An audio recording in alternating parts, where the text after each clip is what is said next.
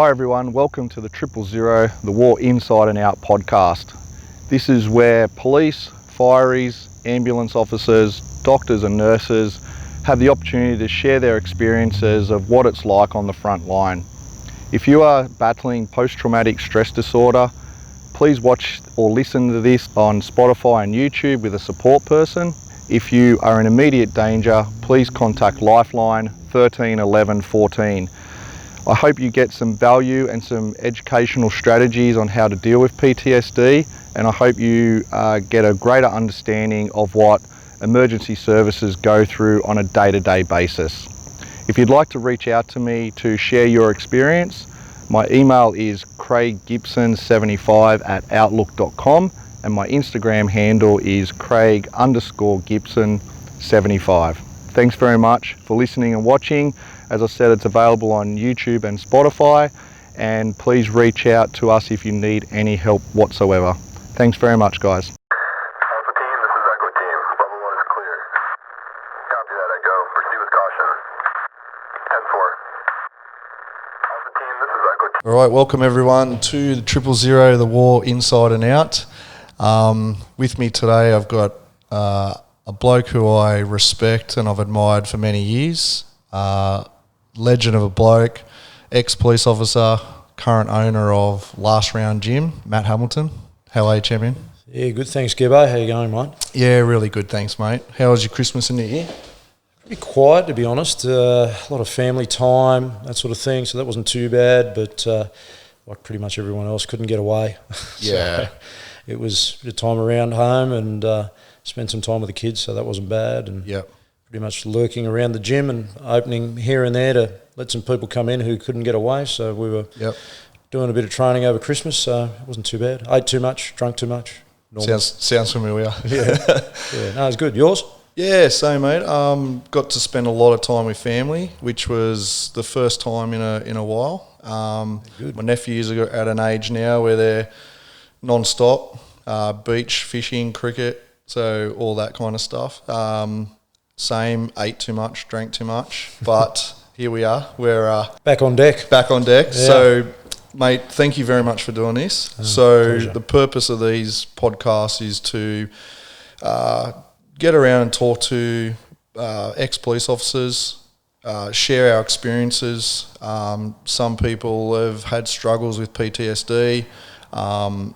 Just about letting everyone know that we're not alone, and just sharing different experiences along the way. So thanks, mate, for doing this. Yeah, no problem. Look, I must admit, when I first heard you were doing it and you raised it with me a little while ago, I wasn't entirely convinced that I was going to jump in with both feet and do it. You know, there's a little bit of apprehension about whether it's a good thing to talk about some of these things or not, and then having considered it a little bit further and having spoken to you about some of the feedback you've been having, I thought that hopefully if there's something that people can take away from what we share today, then it'll be a positive thing and be of some use. So at the end of the day, I decided that it was a good idea, and so here we are. Yeah, thank you, mate. And that's the feedback has been, one, I didn't know police did that. I didn't know that police went to those jobs. I didn't know that police experienced those things. And two, I'm struggling. I don't know what's happening to me. It's great to know I'm not alone. There are people that have, been through their own battle, so how they dealt with it is helping those people. So if the more strategies and the more experiences we can share, overwhelmingly the messages are coming back that it's helping. So, mate, thanks. Yeah, no, look, it's something that it's quite often when you're in the police and you hear of people that go through these things, it is a little bit of an unspoken subject or a taboo kind of a subject where you, at the time when you're serving or at the time when you're of people that have gone through that, there's different thoughts on it from different people. So some people would construe it as, they can't hack it. Other people would construe it of, oh, it's a money grab if there was money involved and they're exiting. Other people would say, oh, they need help. And you get anything across the spectrum from your colleagues or peers or other people that might be, at other points of the hierarchy or chain. So you might have supervisors or managers that don't know you well but see it on a piece of paper that somebody's off sick, et cetera, et cetera. So there can definitely be stigma attached to it, depending on where you're working, who you're working with, and how well they know you. Yeah. And so that's from people within the organisation. So to hope that people externally would have any understanding of it is really optimistic, Yes. So it's an interesting subject, and I think we can probably dive into a few things today that. Yeah, and that's why I've pretty much called it the war inside and out. There's a lot that goes on inside the police station, inside of us, that a lot of change probably needs to happen, and where a lot of trauma and troubles come from, and then out on the streets. Yeah. So there's a combination of the two that's a lot of people are struggling with. They're okay on the street, but they're not handling the stuff that's going on inside the police station. And so well, they can spill over to home as well, which is obviously where it really sort of comes to the forefront when you hear of things like domestic violence, or you hear of other addictive type of compensation, such as alcoholism or gambling or womanising or things of that nature. Yep. And it's not until they become a real issue where it affects people's ability to either go to work or be a parent or be a husband or be just a competent person that it really is raised as an issue. Up until then, it's all okay. Yes. And I think, unfortunately, the problem starts well before it becomes identified, and then that's, once it's identified, quite often then it becomes this really big problem that results in either separation from the job, separation from families, or other negative sort of impacts that it might have. So I agree that it's quite an apt title, really, or inside and out, because it applies to so many different aspects of Absolutely. Mate, when did you join and why? Okay, so... What made you join the I knew you were going to ask me this question, why? And it was something that I've got, certain ideas about, but we'll go anyway. So 1994, joined in 94, left the police in 2010. Yep. So it was about 16 years. Why I joined. So when you said that, I initially didn't have an answer for you. I thought, I really don't know. But having thought about it a little while, there was a couple of things that come to mind. And one of them was probably, I don't like bullies. And I was probably a bit of a scared kid. So there was a couple of opportunities when I was growing up that I thought, I probably should step up and do something about something, and I never did. And it wasn't necessarily towards me. It was, normal things that you get in school, but I didn't really get into many fights as a kid or anything of that nature, so it wasn't like this. I certainly was by no means a courageous kid. Yep. And I think one incident that sort of stands out to me was, it was probably around year 10 or something, and I remember being at a party and probably being a bit drunk, as you are at a year 10 party. You haven't had much exposure to alcohol, and it doesn't take too many West Coast coolers before you're falling down. And I remember a guy that I knew, I got set upon by a couple of older guys, and they did a pretty good number on this guy. Kicked him in the head when he was lying on the ground and all this sort of gear. And I really regret not, even though I probably would have been well out of my depth and not been able to do anything about it, but I really regret just standing by and allowing that to happen. Yeah. And something like that, it's stuck with me a little bit. And I think that when you start to see things like that happen, you just go, it maybe not consciously, but subconsciously kind of steers you in a direction where you think, well, I'm not happy with that, I'm going to do something about that. Yeah. And so I think if you were to try and narrow it down, that would be kind of the reason. Don't like bullies. Makes total sense. Yeah. Yeah, don't like bullies. So, what was the process of getting in for you? Do you remember your actual interview? Yeah, so... Did you get a tough time? I don't remember. I don't really remember my interview too much, to be honest. The process for me was, so left school, didn't really know what I wanted to do. Pretty hopeless student, to be honest, like underachiever, massive underachiever. I wasn't a dumb kid, but I wasn't really interested in school. So got a pretty low mark in high school, and then thought, oh, maybe I could be a PE teacher. Not enough marks, hopeless, you know. So then went and got a job with my uncle working for a mob called Chep Pallets. Now they were at Lidcombe there. It was an okay job. Got paid, 17 I think, and was working down there, nailing pallets together, driving forklifts. Actually prepared me pretty well for the cops, because a lot of the guys down there were either in and out of trouble on a pretty regular basis. So guys had been in and out of jail, and it was the first stop off for a new job, or things of that nature. Or back in the day, we had our foreman was a heroin addict or ex-heroin addict.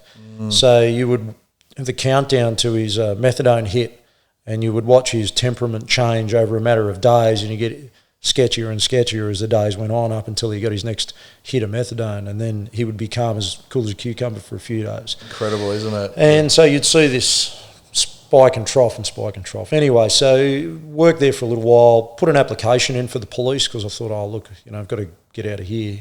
And did that. Never heard anything back from them for a long time. And like 6, 8 months, 12 months, nothing. And I thought, oh, that's odd.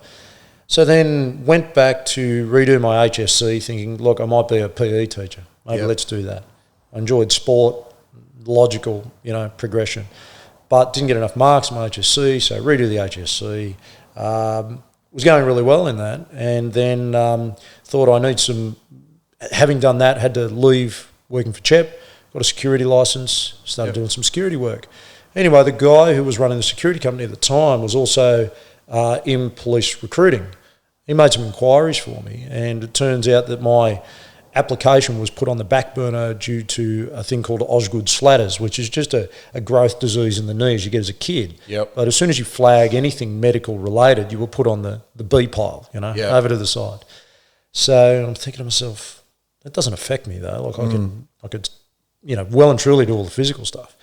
So he got them to take another look at it, and within about 6 months I was in doing a physical down at Redfern and doing all the testing there. I don't actually remember my interview, so ended up leaving, doing my HSC again so that I could go down to the academy. And then, went down to the academy. But, it seems like a lifetime ago now. That's for sure. It would. Yeah, so, I know what you mean. Yeah. I joined in 97, so not too far, and it seems like a lifetime ago. Yeah. But the memories are still there.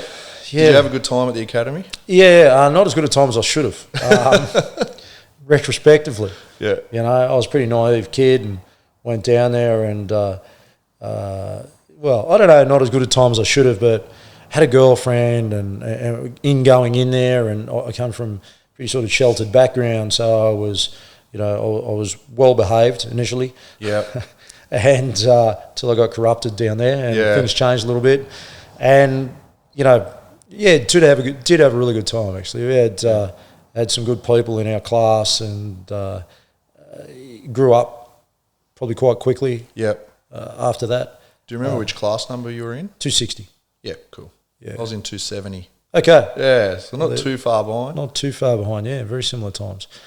So, memories of Tully Park and Dingoes and these places. But, you tend to gravitate towards like-minded guys, the guys that had either played footy or did training or some description. A bit of boxing and things of that nature, and spent a bit of time with those people, and that was it. I was young. I had my 21st down at the academy, so I was pretty young.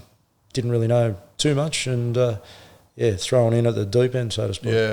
Were you fit going into the cops? I've always trained, I guess. Trained since I was 12, going into gyms at 12 or 13 years old. which you probably couldn't do nowadays. But I had an uncle who was always a pretty avid trainer. At home, had the old bull worker. Do you remember the bull worker? The bull worker. The bull worker. You'll have to look it up, mate. Yeah, She's I will. a piece of history. The old bull worker. It had look at 2 compressing handles on the outside and 2 like big, like wire bands, if you want to call it that, like a big rubber elastic bands on the sides of it, and you would either pull it to the side or you would push it together. And it had a little reader on it that would measure the pressure. You know? I know what you mean now. Yeah. I had one with springs. Oh, very similar. Yeah. Yep. So you can play with that and dumbbells and barbells and heavy bag and things of that nature. So I grew up doing that, and then going to the gyms from a pretty young age, and kind of martial arts and things of that nature, and soccer and football and all the normal sports that kids play. Yeah. So always pretty fit. Yep. Never really had to. I always loved fitness, so it wasn't an issue that I was never doing enough. It was never had any problem with the physical side of stuff. So sort of gravitated towards that. What about you? Were you fit going in? Yeah, because I'd actually, I played with South Sydney for 3 years prior to that. Oh, right, that was before that. Okay, before that, yeah. And so I was there from 19 to the first half of me being 22. So, and I joined when I was 22. So I got asked for a release out of South, and what am I going to do now? And my best mate was joining the cops. Right. And I just went, I'll do that. Might as well just do that. And so that was March. I got the release out. So I had a recurring injuries. Okay. And so looking back now, I should have just continued on, but I just said I've had enough and asked for release. Got it. By May, I'm at the academy. Yeah, right. That was quick. Yeah. So I was coming off being in that professional rugby league environment, and so I was fit, but not I applied myself to the fitness a lot more than I did to learning the law. Yeah, right. If that made. Oh, you know. And did a fair bit of drinking down there. We've all got our strengths. We do. So where was your first posting? So out of the academy, went to Penrith. Yep. And spent, I think. Now, I can't remember whether it was 3 or 6 months down there. I don't remember what the first posting was back then, but it was short. Yeah. You know, it was a pretty short period of time. Yeah, so I worked at Penrith first. It was good. It was a good station. It was good people. Yeah. Didn't know anything. It was pretty hopeless. But at least, look, I like to think back at myself and say that I kept my mouth shut and my ears open for the most part. I don't know whether I did. You'd have to speak to maybe some of the people that I work with. Yeah. But from my memory, I don't remember having too much to say, sort of just, trying to learn the ropes a little bit. Yeah. I don't know whether that's been lost a little bit over time, the mentality that you sort of keep your mouth shut, keep your ears open, learn what you have to learn and earn your stripes a little bit before you worry about contributing to the conversation when you don't really know much about it. Yeah. I think that's how I was. I'd like to hope so. Do you remember when you started at Penrith, was there something that you went, shit, I didn't expect this? Or what the most confronting thing? Yeah, look, there was a reality check? There was a few things. There was a few funny stories and a few sad and pretty striking things that happened. Yep. Probably the most striking thing that happened to me when we went to a suicide intervention, and there was I think, I get this right, he was either Hindu or Muslim, and his wife was the other, and he came from somewhere in India, and they fled the country, came out here, and he was at the point where basically if he was to return home, his wife's family were going to kill him. Right. It's that serious, the disagreement between them. So it turned out that his visa was about to expire and he was about to be deported. So she was still here. So we get a call one day to some units in Kingswood somewhere, I think it was, and maybe third floor, fourth floor up. We get there, and I had a senior constable with me at the time, and I was just a boy, didn't know anything. Yeah. And so we're talking to this guy, and it was reported as a man with a knife sitting on a balcony. And sure enough, he was straddled the railing on sort of third floor, fourth floor of this unit block. And so he's got this carving knife, and partner's trying to talk to him, and we had the Ambos there, I think, at the time in the background, and I remember peeking my head through the sliding door looking out there, and here's this guy, and he's pushed this knife in around his belt line. He didn't let out any noise. I really, like that, I was just kind of looking a little bit, what? Like, how's he not screaming his head off? Yeah.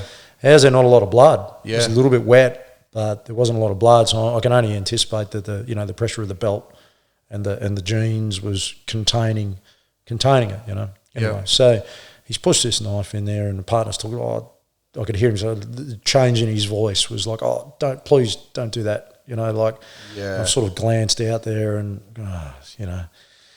Anyway, conversation went on for quite a while, and he was looked to be sort of going in and out of consciousness a little bit. Yep. So like as if he was going to fall, as if he wasn't, and there was some talk about whether we should try and grab him and pull him down or not.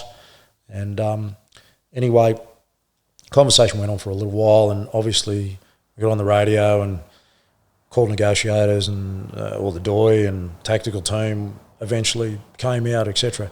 But during the course of that, he'd several occasions hit the hilt of the knife, like trying to put it further in, Jeez. trying to move it across, sort of gut himself essentially.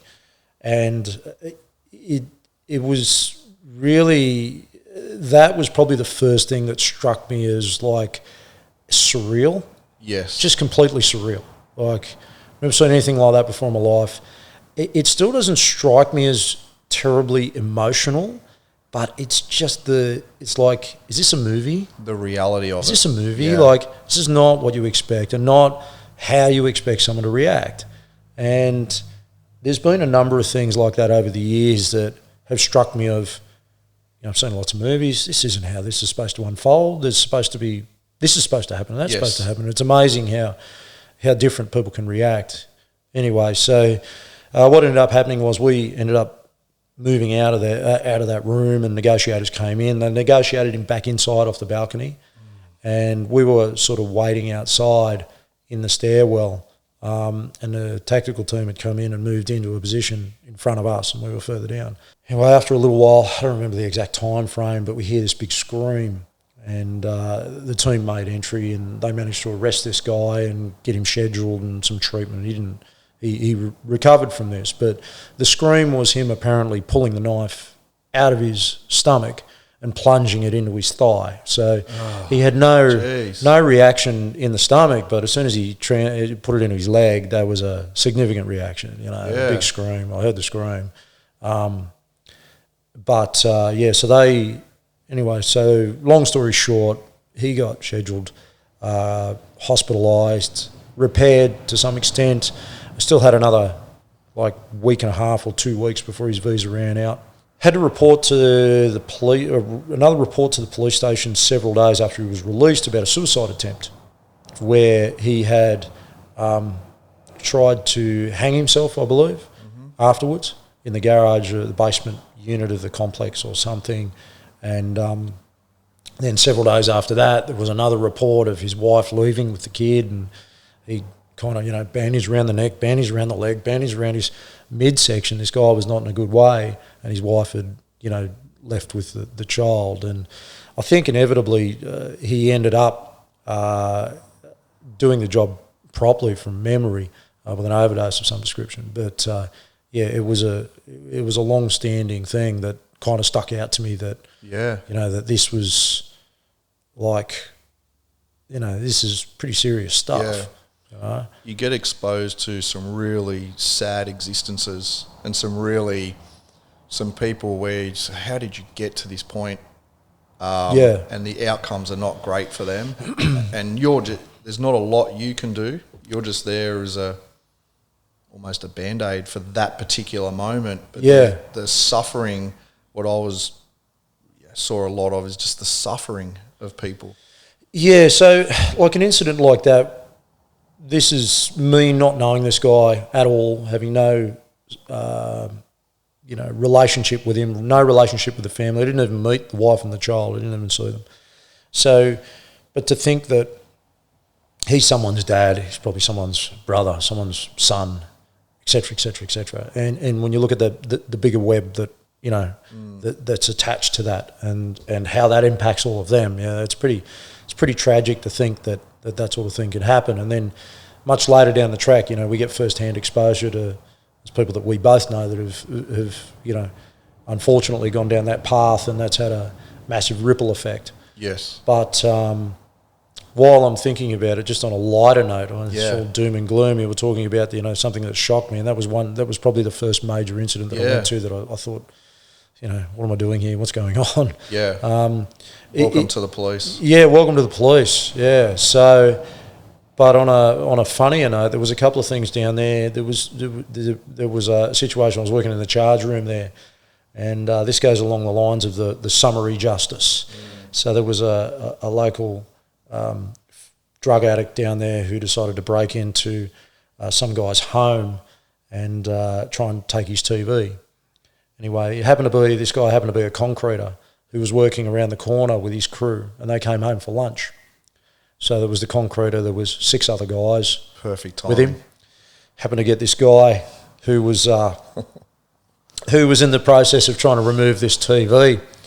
And needless to say, he was a little surprised to see 6 large men walking into the house. Yeah. So the car crew get a call. I think it was the St Mary's crew who used to have to bring their charges to Penrith. Yep. Car crew get a call in, and they pick up this bloody mess from the footpath. And I think the instruction was, I've got a piece of shit lying on my lawn, can you come and remove it? And the phone call was hung up. Well, that's from my understanding.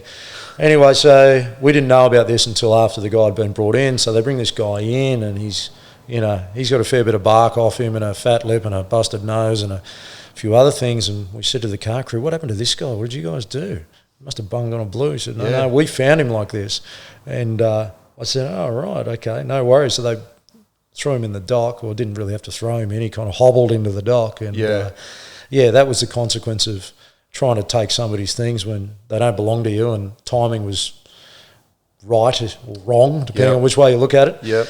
The citizen arrest was made. Yeah, so I think he got a slap on the wrist for trespassing, was about as far as it went, and the rest of it went away. But that was an amusing introduction to it, and I thought, a bit of summary justice. So so there was the good and the bad, and then there was the kind of nutty. We had a guy down there that, in all seriousness, he turns up in a suit at about 11 o'clock at night and asked for the station sergeant. And I'm at the counter, a young bloke, didn't know what.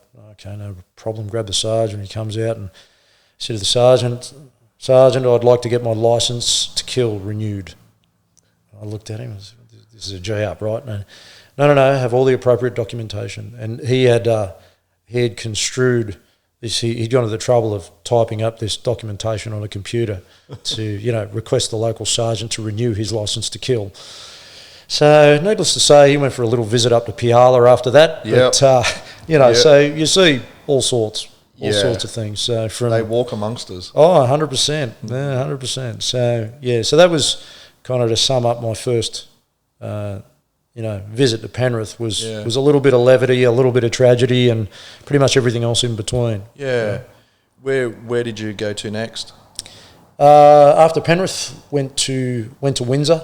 Yep. And spent a good deal of time at Windsor, probably maybe 6 years thereabouts at Windsor, and did a few courses over that time. So some weapons training, some OSG. So for those that don't know, OSG is like your riot squad type of stuff. For those that don't know, did that. So I got a little bit of exposure to that type of work, and then rotated in and out of Windsor based on when you were required to do OSG work or required to do weapons training work or things of that nature. So sort of had a pretty early introduction to instruction. And prior to me joining the cops, I actually owned a full-time martial arts gym as well with another fella. Okay. So I'd been teaching martial arts since I was pretty young, sort of, I think, instructing when I was 15. So what am I now? 47 nearly. So, Yeah. you know, been teaching people things for a long time, and kind of felt a bit, you know, that was a bit of a natural calling, I suppose. So Yeah. when I got into the police and did the instructional side of things, that kind of came pretty natural. Yeah.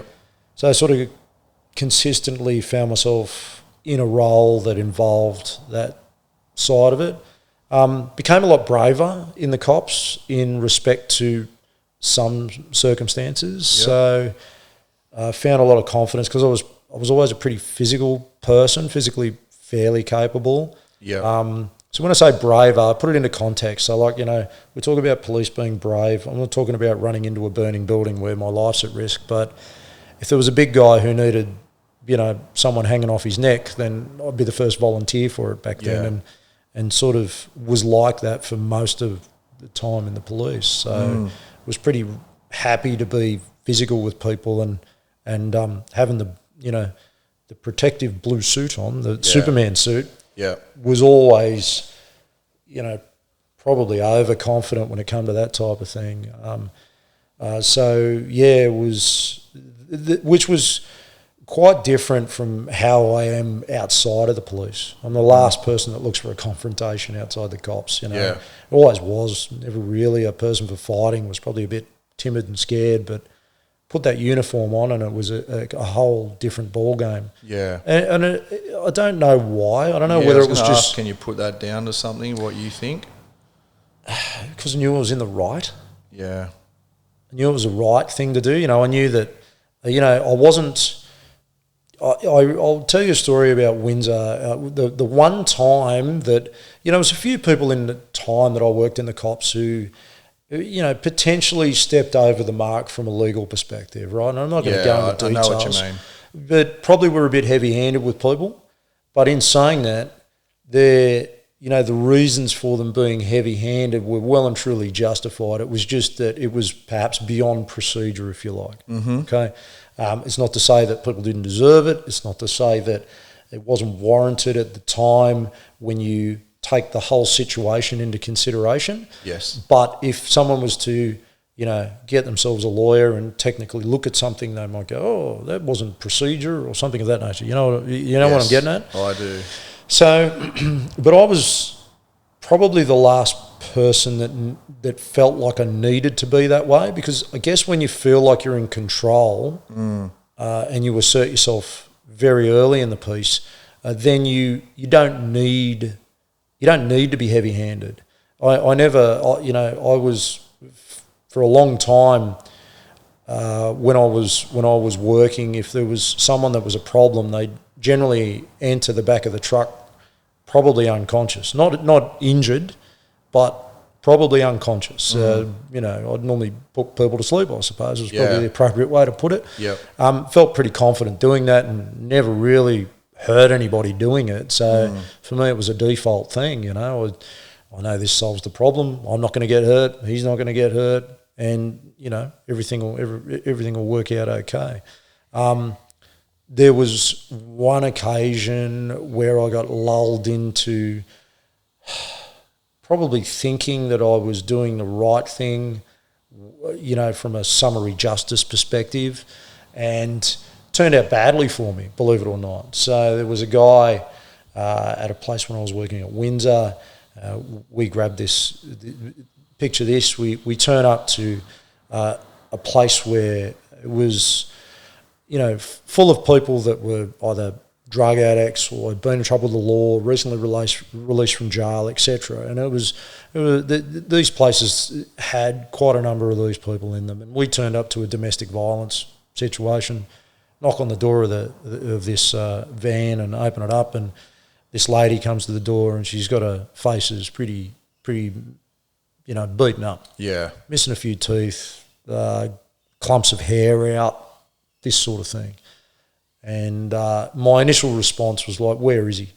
Straight away. I was seeing red from the outset. I get in there and there's this guy who was this little tiny, I'm going to call him a junkie because I can't think of a better word. Yeah. Been recently in and out of jail, you know, long time troublemaker, etc., etc., etc. Anyway, he had he'd done a pretty good number on this girl, and he was nice as pie when we arrived. And there was a neighbour who was there as well, and the neighbour was probably the only reason that, you know, I didn't lose my nut completely with this guy. Yeah. So I'm trying my best to keep some composure. Anyway, he was nice as pie, no problem, handcuff him, take him back, put him in the dock, take the handcuffs off. And all of a sudden he changed like this. It was like a switch. You know, he's in the dock and he's gobbing off, knowing full well that there's cameras everywhere. Yeah. And the comment that just drove me over the edge was, if you're not fucking careful, you're going to end up like my missus. Yeah. And at that moment, I just lost my composure. Wow. Gun belt went off, door got open, dragged outside, tried to instigate, but still the good guy in me didn't allow me just to unload on this guy, despite the circumstances. Yeah. And so I've grabbed him a few times. I've, you know, come on, let's go. Push him up against the walls, manhandled. He didn't belt him or anything at that point. And he just wouldn't step up, wouldn't do anything. So I grab him by the scruff and go to walk back to the dock, thinking this isn't going to go anywhere. I'm done, you know. And I had a couple of worried coppers come out and go, what's going on? Fearing for his life. Fearing what's going on here. And when I've turned, biggest blind shot you've ever seen. So I've just grabbed him by the scruff, walked him back like this, and he's just king hit me from the side. Bang. Anyway, I did the normal routine like this. Well, all right. Put him to sleep though. I couldn't, stupid me, where was the upside, you know? I couldn't whack this guy. Yeah. He'd come back in with all these marks all over him and I would have been in serious trouble. So I put him to sleep again and they kind of pulled me off him and put him in the dock. Yeah. And then from that day on, he was like that moment until he left, he was heckling me, oh, who's got the shiner now? Blah, blah, blah, blah, blah, just into me once he was back in the dock again, knowing full well. And I'd put myself in that position. You know, I'd kind of, I guess, I should have done one of two things. Look, if I was going to belt him, I should have just belted him and be done with it and wear the consequences of it. Or I should never have entertained this half-ass approach to it. Yeah. So there was the one time that I actually really stepped out of line where someone didn't probably, you know, should have been clobbered, but I didn't, and I didn't, sort of half did it, and that got me in trouble. Yeah. You know, and it got me in trouble by way of, well, I got a smack in the head. This guy got nothing. Yeah. And he's probably back home before I am, you know. Yeah. And ever since then, I thought to myself, nah, the only way I'm going to deal with this is, you know, if they're playing up at the time, then they're going to get what they get. Yeah. But other than that, I'll leave it there. Yep. You know, it was the one time where I just went, hey, you're an idiot. It's always learning, isn't it? Just stupid. But funny story on the tail end of that was there was a big, in a very similar situation that actually worked out in our favour a little bit. It was Christmas morning one day, and we went to a place in South Windsor. I was a big bikey guy, maybe 20 stone, you know, big fat biker, and he's chasing his wife across the road, the main road in Windsor, George Street, Windsor. We're driving there under lights and sirens. He's chasing her with a fence paling.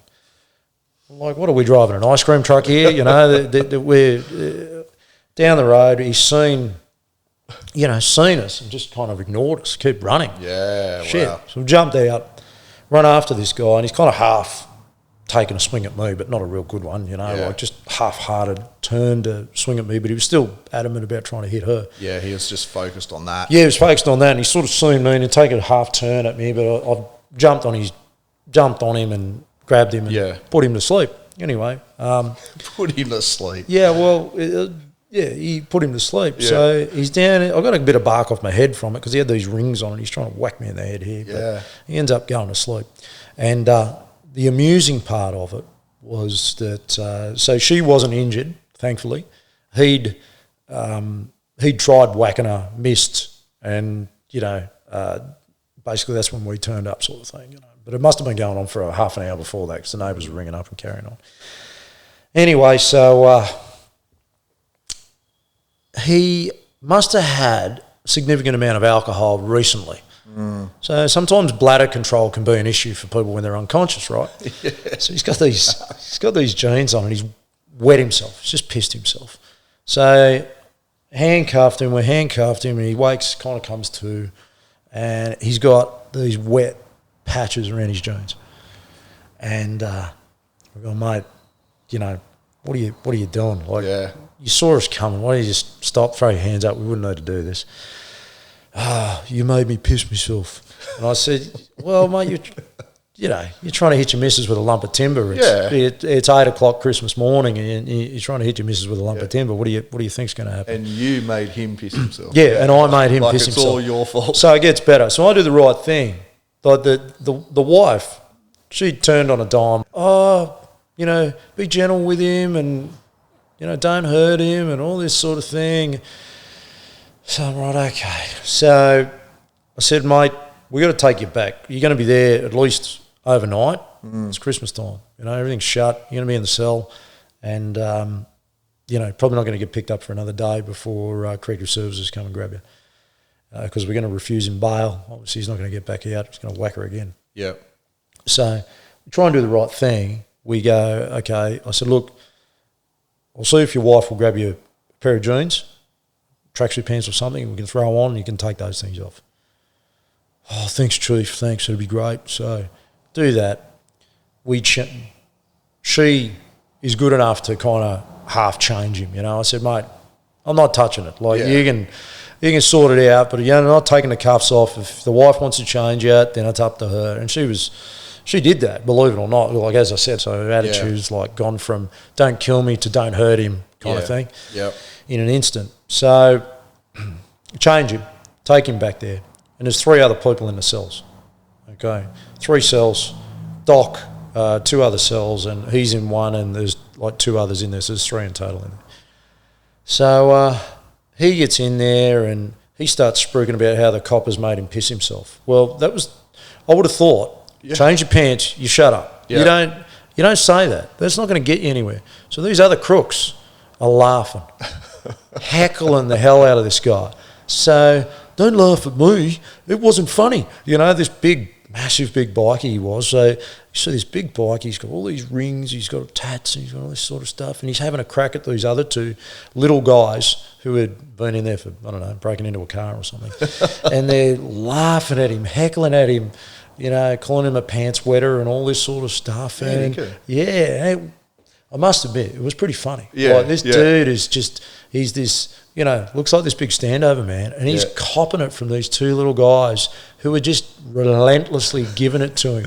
He had nowhere to go except sit there and listen to this. If he had just kept his mouth shut, he wouldn't have said boo to him. But he started whinging about pissing himself, and I thought to myself, mate. So there was some. Some of the good times in custody was the entertainment. Oh, it was between entertainment. the docs. The entertainment. I could go on about these stories all day, and I'm sure you've got a dozen of them yourself. You know, the people. There was a guy that hid some stuff. He used to be notorious for hiding things in his backside. Yeah. And they said, you know, had warnings, will secrete things in his backside. So he gets into custody, and the custody manager at the time, he was a country guy, and he was sitting there looking at the cameras out in the station, and. Can I use language on this? Or what? Of course. Yeah. Do whatever you want, mate. And so he's sitting there, he's looking at the cameras, and he looks up at this guy and he goes, what in the fuck is this bloke doing? What do you reckon he's fucking doing, Hammer? How many times do you reckon you've heard that? He's just sitting there and he's looking up at the screen going, what in the fuck is this bloke doing? Have a go at this. What do you reckon he's doing? And I walk over. I can picture it. And he's bent over, this guy. And he's got his hands in around his pants somewhere in one of the cells. I said, I don't know, we searched him. He said, well, you can go back and fucking search him again because he's got something there. So, shit. So we run in. Next minute, this is without a word of a lie, he pulls out a crinkled cigarette and says, you got a light, Chief? Oh, my. You got a light, Chief? And anyone want to share it with you? Oh, Just no words. No words. What do you say? did you get him a lighter? No, mate. Unbelievable. So anyway, there's a lot of funny stories like that. But I mean, when you can't spend that amount of time in the police and not be exposed to that funny stuff. Because I think, like Mark was saying, once you join the police, you step through a door that you can't step back through. Yeah. And you're exposed to the weird, wonderful, brutal reality of life. And you're thrown into the blender of what society is. And you have to honestly have a dark sense of humour. Yeah, you do. There to manage it, I think. Yeah. You know, like as much as I'm painting this to be a laugh and a giggle, it's balanced equally by the terrible things that you see. And I think that the levity of those, or making light of human depravity, is almost the coping mechanism in a lot of ways for it. 100%, yeah. That, you see, jeepers, I could share so many funnies. Honestly, we should put a book together without any names about funny stories that involve human depravity. As sick as that sounds, it is literally unbelievable. Like, until you've worked it and lived it, you know, you get a guy, there was a guy there from St Albans, an old guy, and he'd been pulled over by the Highway Patrol for not having a licence for like 17 years. You know, he didn't have a licence for 17 years. Carl's out of Rego for 17 years. And this guy comes in. That's a good run. That's a pretty good run, not getting pulled over. Anyway, he comes in and didn't look like he'd showered in, a year. Same, God knows how long he'd been wearing the clothes for anyway.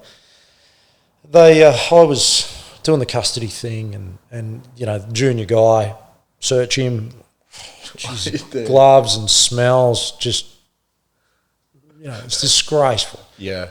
Get him to take his shoes off, normal thing, take his socks off. He said, "Oh, mate, I can't take my socks off." I said, "What do you mean you can't take your socks off?"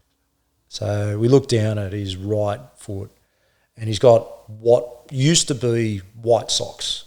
I presume they used to be white. They were a chocolatey coloured substance of some sort.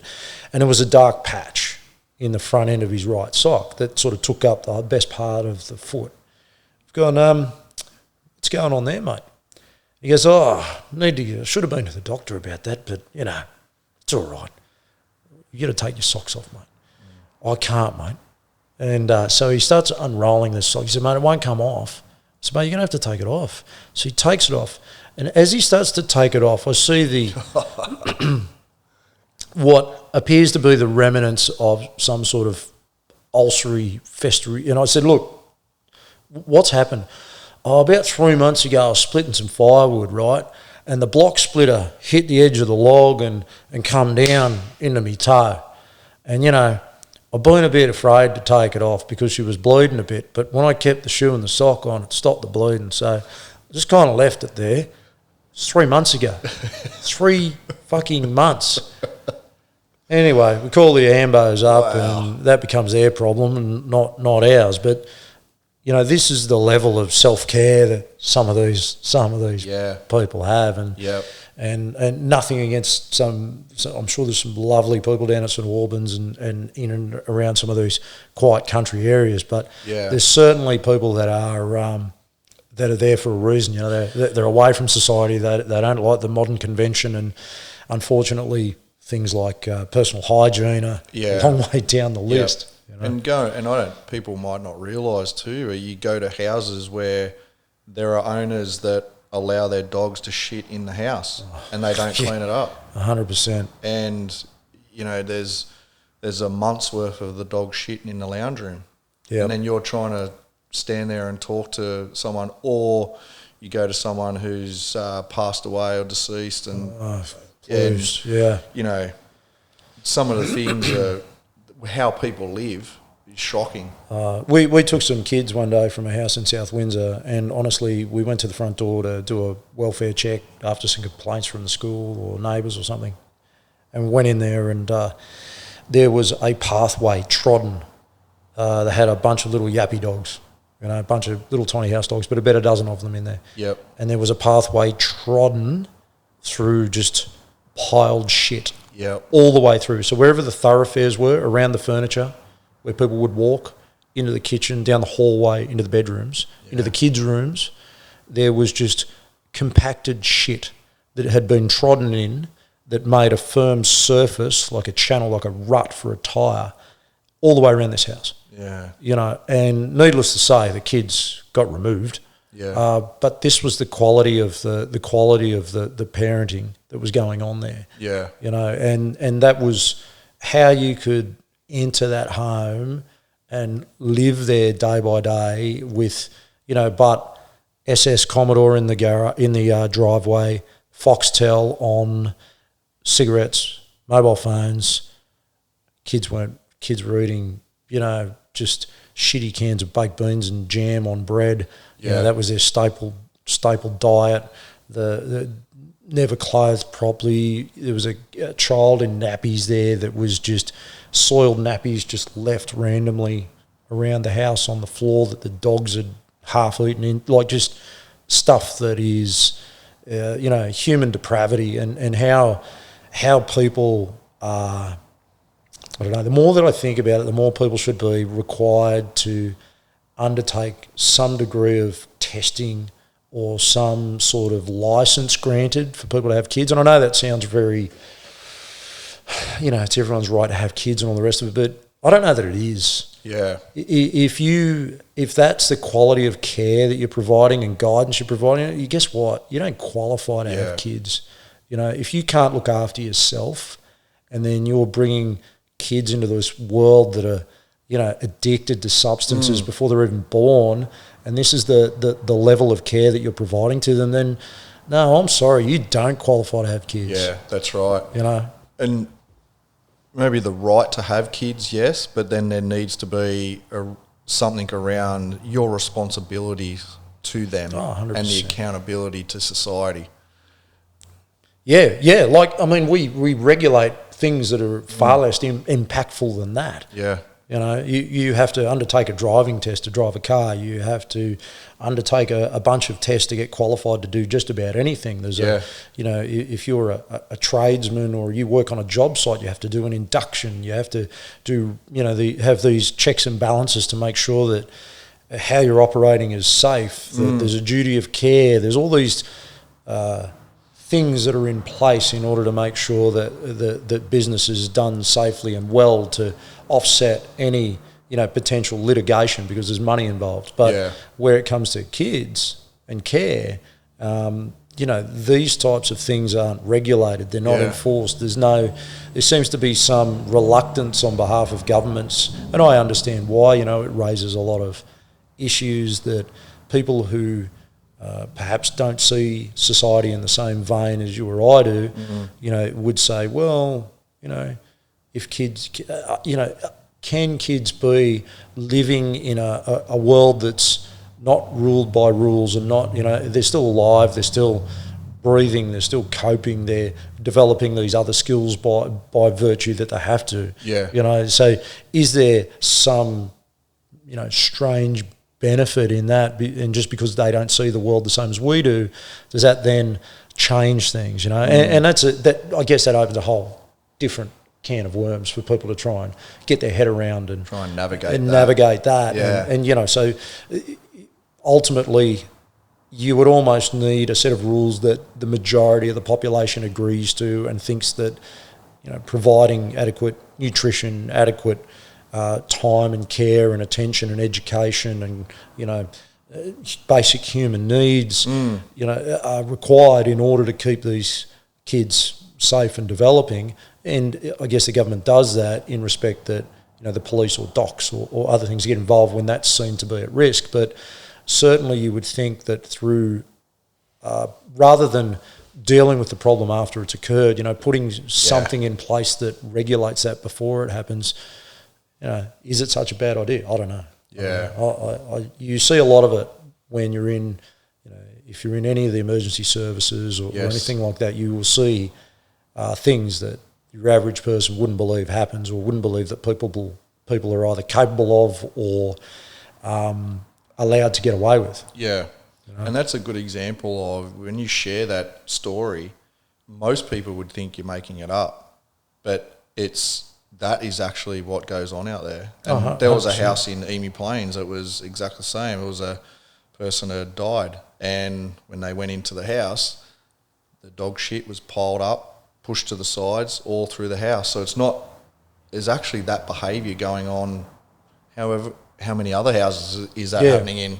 Yeah, I guarantee that just about every copper I know, or ever worked with, has a similar story. Yes. And multiply that by, 20,000 or however many, and then multiply that by over the years, and you'll get a perspective and start to talk to the Ambos or start to talk to docks workers or anybody else that has to look at people in their homes, and you'd see a frightening number of people that are that way. Yeah. And the concept, I think, that is, and it's something that I really didn't take a lot of stock in when I was in the cops, believe it or not, it's funny. It's not funny, it's sad. When you see the things that you see in the cops, it's not until you leave the cops that a lot of it registers as being a big deal. Yes. I agree. That's happened to me, yeah. You laugh and joke about it because you have to in order to get through it. But after you leave and you put it into perspective and you lead what's somewhat normal life, or a life that other people lead, and then you retrospectively look at those things and then you relate that to your own family, your own kids. Yeah. That's when you go, oh, hang on a minute, this really isn't right. Well, that really is wrong, but you become so numb to it that it just becomes another day at the office, and then you don't stop to think about it beyond that. Maybe it's a bit of self-protection. Maybe it's a bit of, an inoculation process that hardens you to it, and that it's not until you get some real perspective and you're removed from that you can observe from an outside view. Yeah. And then you relate that to your own kids and you start to think, okay, so how did this slippery slope start? And it could be something as simple as, paint a picture, married for a while, both parties work, both mum and dad work, pretty common scenario, mortgages are expensive, need to work, pay the bills. You get the kids growing up quickly, they're playing sports, they're doing this, that and the other. You're busy, they're busy. You're not, the kids are in between time or on screens currently, or they're doing things that you might be present, you might be in their vicinity, but you're not interacting with them. Yes. You're having no input into their life. Yep. And so this separation occurs from a young age, thinking, oh no, I'll look after my kids. You're present. You're making sure they're not burning the frigging house down, but you're not parenting them. You're physically there, but not. You're physically there, but you're not engaged. Yes. And so this lack of engagement, because you need your time, because you're so busy. The wife needs her time. She's so busy. We're all busy in our own little things. But hang on a minute. The overriding thing is here, we've elected to be parents. Yes. We've stuck our hand up and gone, we're going to have a child and we're going to look after this child. And the impact of not contributing to that with everything you've got, sometimes you don't see it. And it gradually creeps away from you. So what's happened, you start to overlay things like, I drink too much, or I take drugs, or I have these other, vices or other pressures that pull me further away from the kids. Soon enough, that separation becomes the kid locks themselves in their room. Yeah. The kid spends all their time in their room. They go to school, they come back, they go in their room. They go to school, come back, go out with friends. Still no interaction, still no connection between the parents and the kid. Next minute, mum and dad separate because things are getting too hard. Mum and dad's not spending time together themselves, not spending time with the kids. Family unit starts to fall apart. You get a couple of early teenage kids perhaps. Mum's here, dad's here. They're all engaged in their own little world. No one's really ever connected with these kids. And it sounds like this is the slippery slope that we start to see fall apart. Next minute, kids out drinking, out smoking, out doing things, doesn't want to live with mum, doesn't want to live with dad, ends up in a group home of some description. Sexual assault, violence, predisposition to being exposed to crime, etc., etc., etc. All of this coming from something that just inched away over time. Yes. So to think that there shouldn't be, that there shouldn't be some vetting process in, and that's with what you would call relatively stable, normal people. let alone Yes. someone who comes into it with a drug habit, who's had a lot of trouble themselves, who's had a lot of these dramas, and then they're introducing a kid in at a very early age. That example that we just had there starts even earlier in the piece. So by the time they're 10, they're in trouble. They're being removed. They're in foster homes, because the idea that the kid needs fed, the kid needs educated, the kid needs all this attention. Yep. It's almost, how is that kid ever going to win? Yeah, who's teaching the kid how to interact with other people? How they're going to love? How they are going to interact with processes in society? It's all of those things they're not learning by a parent that's not there. Yeah, 100%. How they, if you don't guide a kid socially, then and their only means to getting recognition or attention is through bad behaviour or is through some other, God forbid, something else down the track, then that's what they're going to do. And if you've had no input, you can't just come in when they're 15 or 16 and go, all right, I'm your dad or I'm your mum, I'm going to take control of this situation and deal with it. No, you're kind of missing the boat. Yeah, damage is done. But you see that time, and you see the worst examples of that when you're in the cops, and yet to think that you're so heavily invested, I know I was when I was in the cops, that I wasn't spending time with the kids. And when I was, and this sort of segues into, I guess, other aspects of what we see in our job and how that affects you post or whilst you're in the police and then post, is that you're so heavily invested in the cops, not just from a time perspective, but from a mental perspective, and then that your recovery time outside of that involves, heavy drinking or involves socialising with other cops. It involves, there's no off switch to it for a lot of people. And then that has a negative impact on your relationship with the kids there. You're short with them. You don't want, you've seen these terrible things at work and you probably haven't unpacked any of that, or you probably haven't dealt with any of that. And not that you necessarily... I don't know, and we might talk about this a bit further, but I don't know whether you need to necessarily unpack it at the time or whether that's a good thing for everybody. I'll tell you why. It's just my opinion. But needless to say, it's creating stress. Yeah. That stress is on-flowing to your spouse. It's on-flowing to your kids. And then so the time that you would normally spend with the kids becomes... fractured by way of your behaviour. They don't want to then spend time with you because you're a cranky prick, or you're you throw things around, or you react in a certain way. And so in some ways you're almost cultivating this same terrible behaviour that you're either chastising other people for or locking other people up for, and you see it reflected in your own behaviour. And it's a terrible little loop that could get woefully out of control if you don't manage it, It becomes an issue once home and work merge together. And you bring in problems that you're having at home to work. And vice versa. And then once they merge and intertwine, there's no escape at all. I wanted to get to how we, mental health and getting out of the cops. Just an overview of when you left Windsor. Where did you go next after that? Yeah, sorry, I got a bit off. No, you're all right.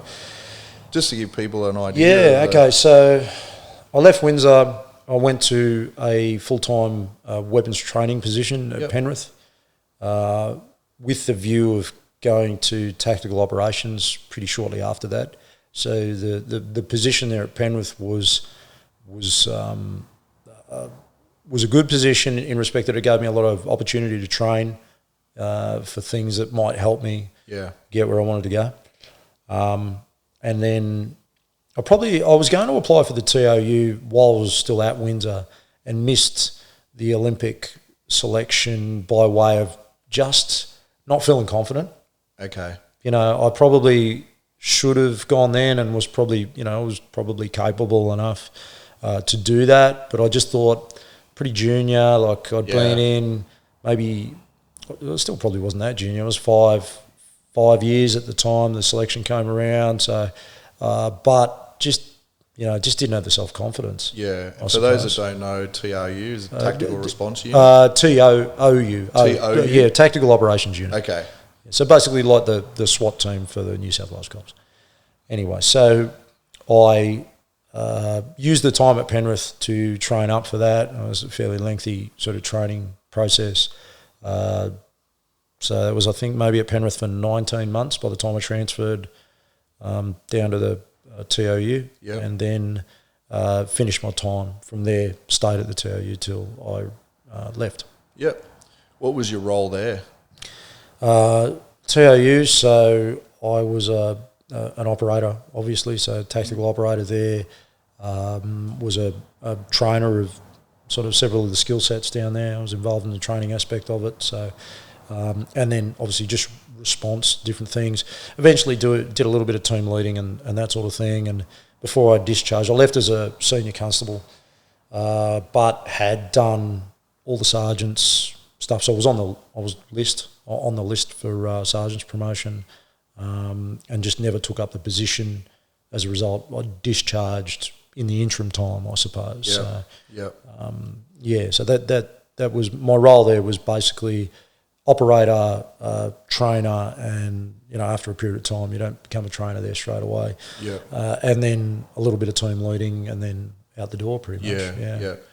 Are you able to share an experience from there where you had to respond to something, or what, to give people an idea of how that would unfold? Yeah, okay. So we had, look, you're actually, it's funny, you're busy but you're not busy down there, and I'll go on to explain that. So you're busy in respect that you get a lot more jobs than perhaps people are aware of, the general community. So there might be proactive jobs that go on around town responding to anticipated crime. So things that armed robbery, people that are going around doing armed robberies, people that are doing other activities that other sections within the police are investigating, and then they might be in a position where they're going to possibly do an arrest or anticipate a job happening, and then they might deploy a covert unit in order to have that ready to respond. So there'd be a lot of jobs where you might be sitting around waiting.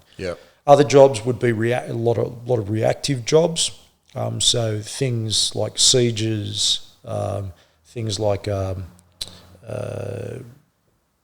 we did some hostage work. That would be something you respond to, but on the whole, they were, the frequency of those was a little lower. There's not a huge amount of those over each year. There would be some, but for the most part, you did a lot of suicide interventions, which is basically, somebody's wanting to kill themselves, and then negotiators get called, and then as a consequence of that, a lot of the time the tactical team will get called. Similar to the job you spoke about when we first stared with it. Yeah, except I was in a role as a GDs operator then, I guess, just general duties, and then the tactical team came.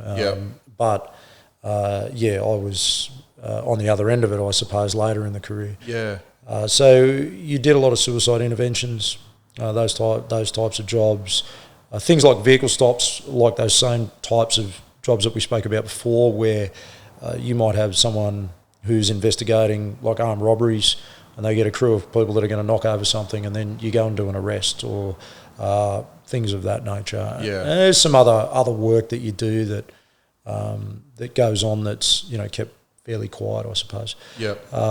So you get a bit of a mixed bag with that. All of it, everything that you respond to is deemed by virtue of the definition to be sort of high risk before you're deployed.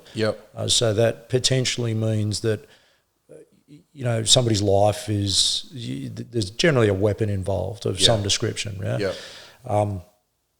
Now, as to whether all those jobs fall into that category, so you turn up and there's it could be some guy in a wheelchair with a knife that's threatening self-harm. So yes, it's risky to him, but the chances of him assaulting somebody else or causing serious harm to somebody else is probably reduced. So you would go to those types of jobs, or you could go to a job where someone's firing shots.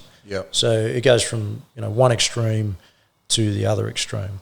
Did a lot of training, so I spent a lot of time doing training. Obviously, the type of work requires a pretty hefty selection process, a long training rotation, and a lot of ongoing training. So you spend a lot of time on the range, you spend a lot of time doing physical training.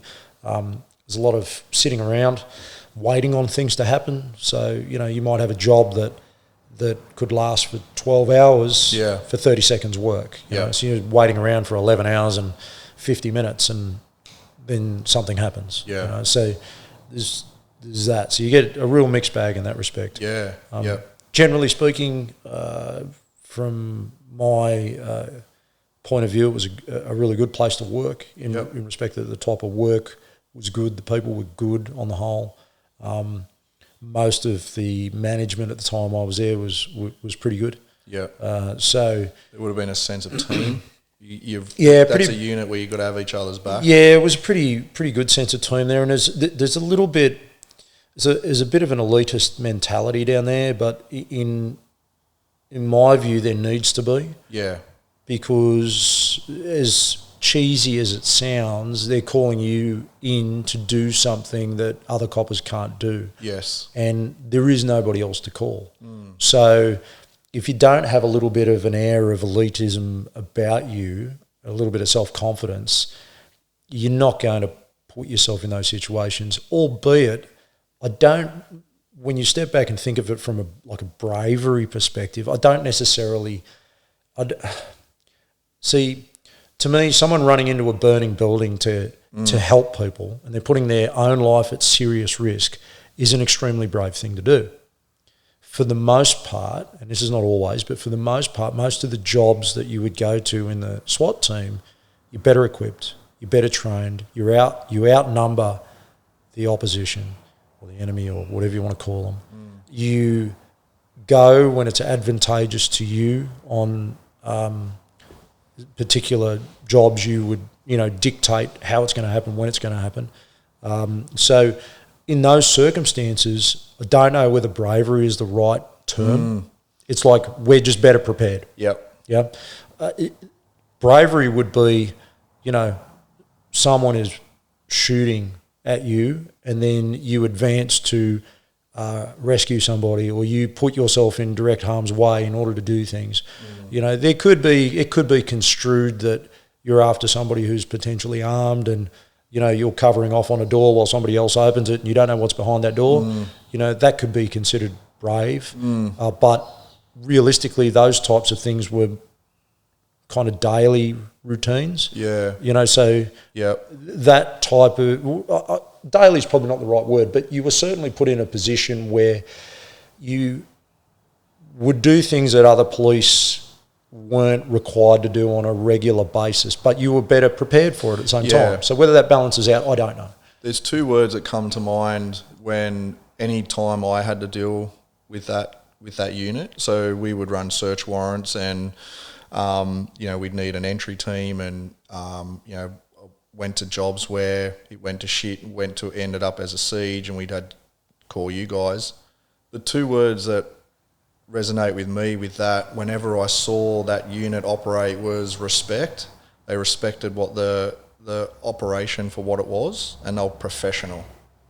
I don't think, on the whole, I could tell you some stories that would be probably seen as not too professional, but on the whole, which come into the planning, the way that you went about your business was just professional.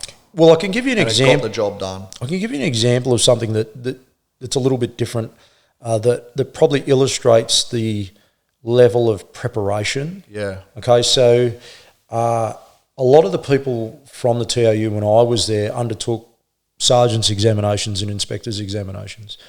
And generally speaking, you would perceive TOU blokes to be kind of knuckle draggers. They're good, physically capable guys who are, grab hold of somebody or do whatever they need physically, but probably not the sharpest tools in the shed is the general consensus if you were to probably get an overview. You wouldn't sort of want them looking after any difficult investigation or anything that required a bit of brain power. But funny enough, the sergeants and inspectors exams, I know at least 2 guys in the office that top the sergeant's exams, and that means not only the assessment process, but then ended up top of the list. And I know a couple of guys in the office that ended up in the top 3 in the inspector's exams. So that's across the state. So that's with all your prosecutors, all your, detectives and all the other people that are, supposedly extremely smart, and there are a lot of smart people.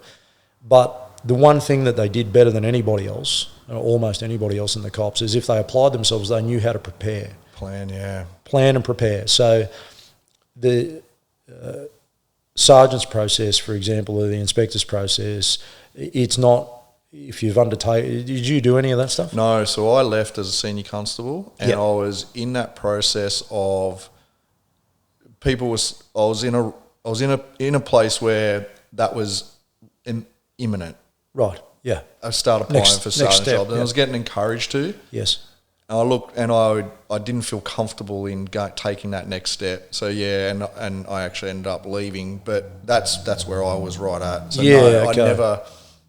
I actually saw that process tear people apart. Yeah. Look, look, I can probably comment fairly. I'm probably in a pretty good position to comment about that process because my mate in front of me who did selection with me did it the year before, and he came first in the state. Yep. I did it the year after and came first in the state. Yep. So we had a pretty good handle on how to negotiate the process. Yes. And I can tell you now that the answers that were given by me in order to come first on the list were not necessarily the answers that would reflect what I would do had been given that same question in real life. And the issue that most people have is that they look at the question that's asked and then frame their answer how they would answer it. That's not how you approach that process. There is an assessment criteria, and you frame your answer according to getting the best result in that assessment criteria. And essentially, if you study the assessment criteria, you speak to people that have done it before, you go through and source the right information and how to go about coming up with good examples and knowing them back the front and being, better prepared than everybody else, then you can't lose. You're setting yourself up for success. And if you learn how to navigate that better than anybody else, irrespective of how good a leader you are or how good a manager you are or whatever this, I won't get started about the process itself and about its flaws, but irrespective of what you think about the process, you can succeed and set yourself in the box seat to be good, to get a good result. Yeah. And what that illustrates is that people down there and the level of preparation that's required in order to be successful at doing the type of work that they do, especially from a planning perspective, is that you need to be thorough, you need to be detailed, you need to have a quality of work, at least in that aspect, in order to be successful there. And that carries over to other aspects of life, So when people that, on the surface might not appear to be as intellectually capable as others, they undertake that process, but they do it very well armed, very well armed. And if anything, that level of preparation then sets them up for success,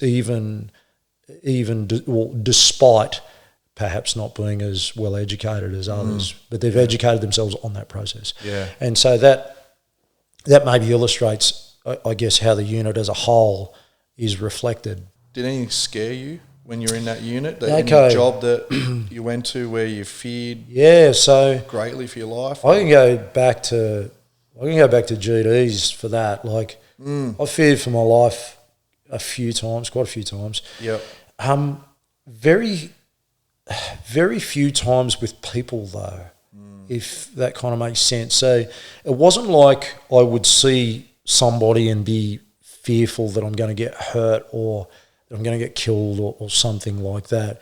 It was more, a reaction to a circumstance that caused me to be fearful. So say, for instance, I remember probably the worst day in the cops that I ever had was Christmas 99, I think, back in Windsor. Christmas morning, working Christmas morning, very early in the morning we had a call that there was a domestic in Hobartville somewhere. Turn up and Mum runs out and goes, he's got a knife, and who's got a knife, Her 15-year-old son has gone nuts, some ADD issues, not on medication, gone off the rails, been drinking, this sort of thing.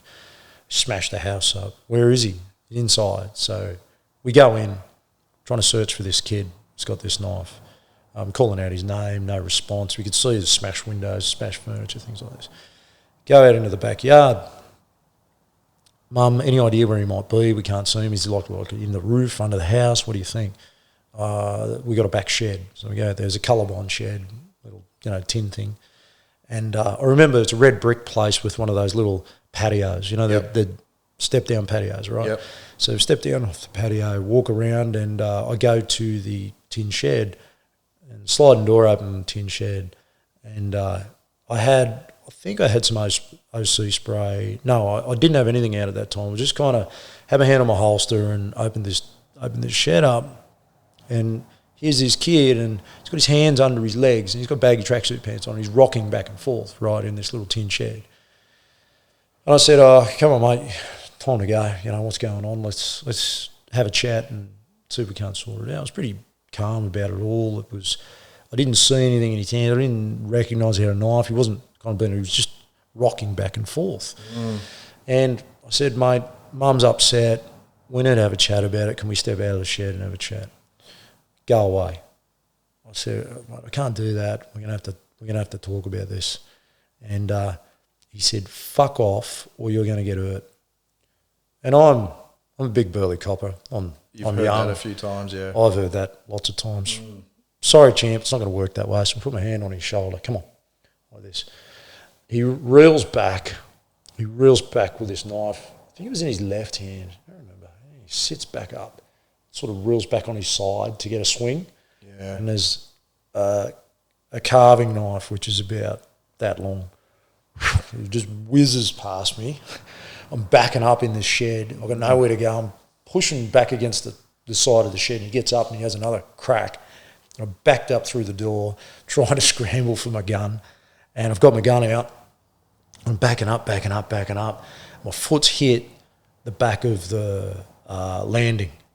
I've got nowhere to go. That's it. There's no more back. Back is on my bum. Yeah. This kid at that point had propped just for a second, and he's like got this knife up and like fucking put it down, And first time I've actually had my finger on the trigger. Like had it on the trigger. I can't say I wasn't looking through the sights. He was from me your way. Yeah. And I just pointed at his chest, put the fucking thing down, and yelling at him. And it was a split second, and I had my partner was behind me. She's yelling something, I remember.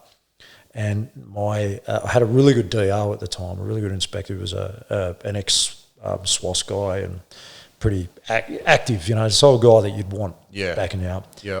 And he's gone, oi, just yelled.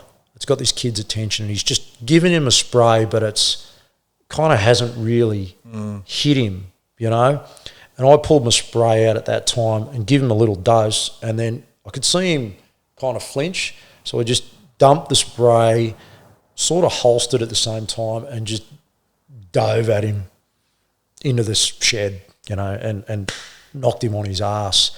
And he had the knife must have let go of it when he fell, and fell on his back, and we wrapped him up and handcuffed him and all the rest of it. And it wasn't that I was scared. Look, certainly I was scared. When he swung the knife at me, I was fucking terrified. Yep. But I'm moving backwards. But it wasn't that I wasn't scared that he was going to kill me. I probably was a little bit at the instant that he swung the knife at me. But when he was propped, it wasn't that I was scared that he was going to kill me. It was scared that I was going to kill him. That was the terrifying part. Finger on the trigger, 15-year-old kid. Yeah. Adrenaline pumping like crazy, nowhere to go.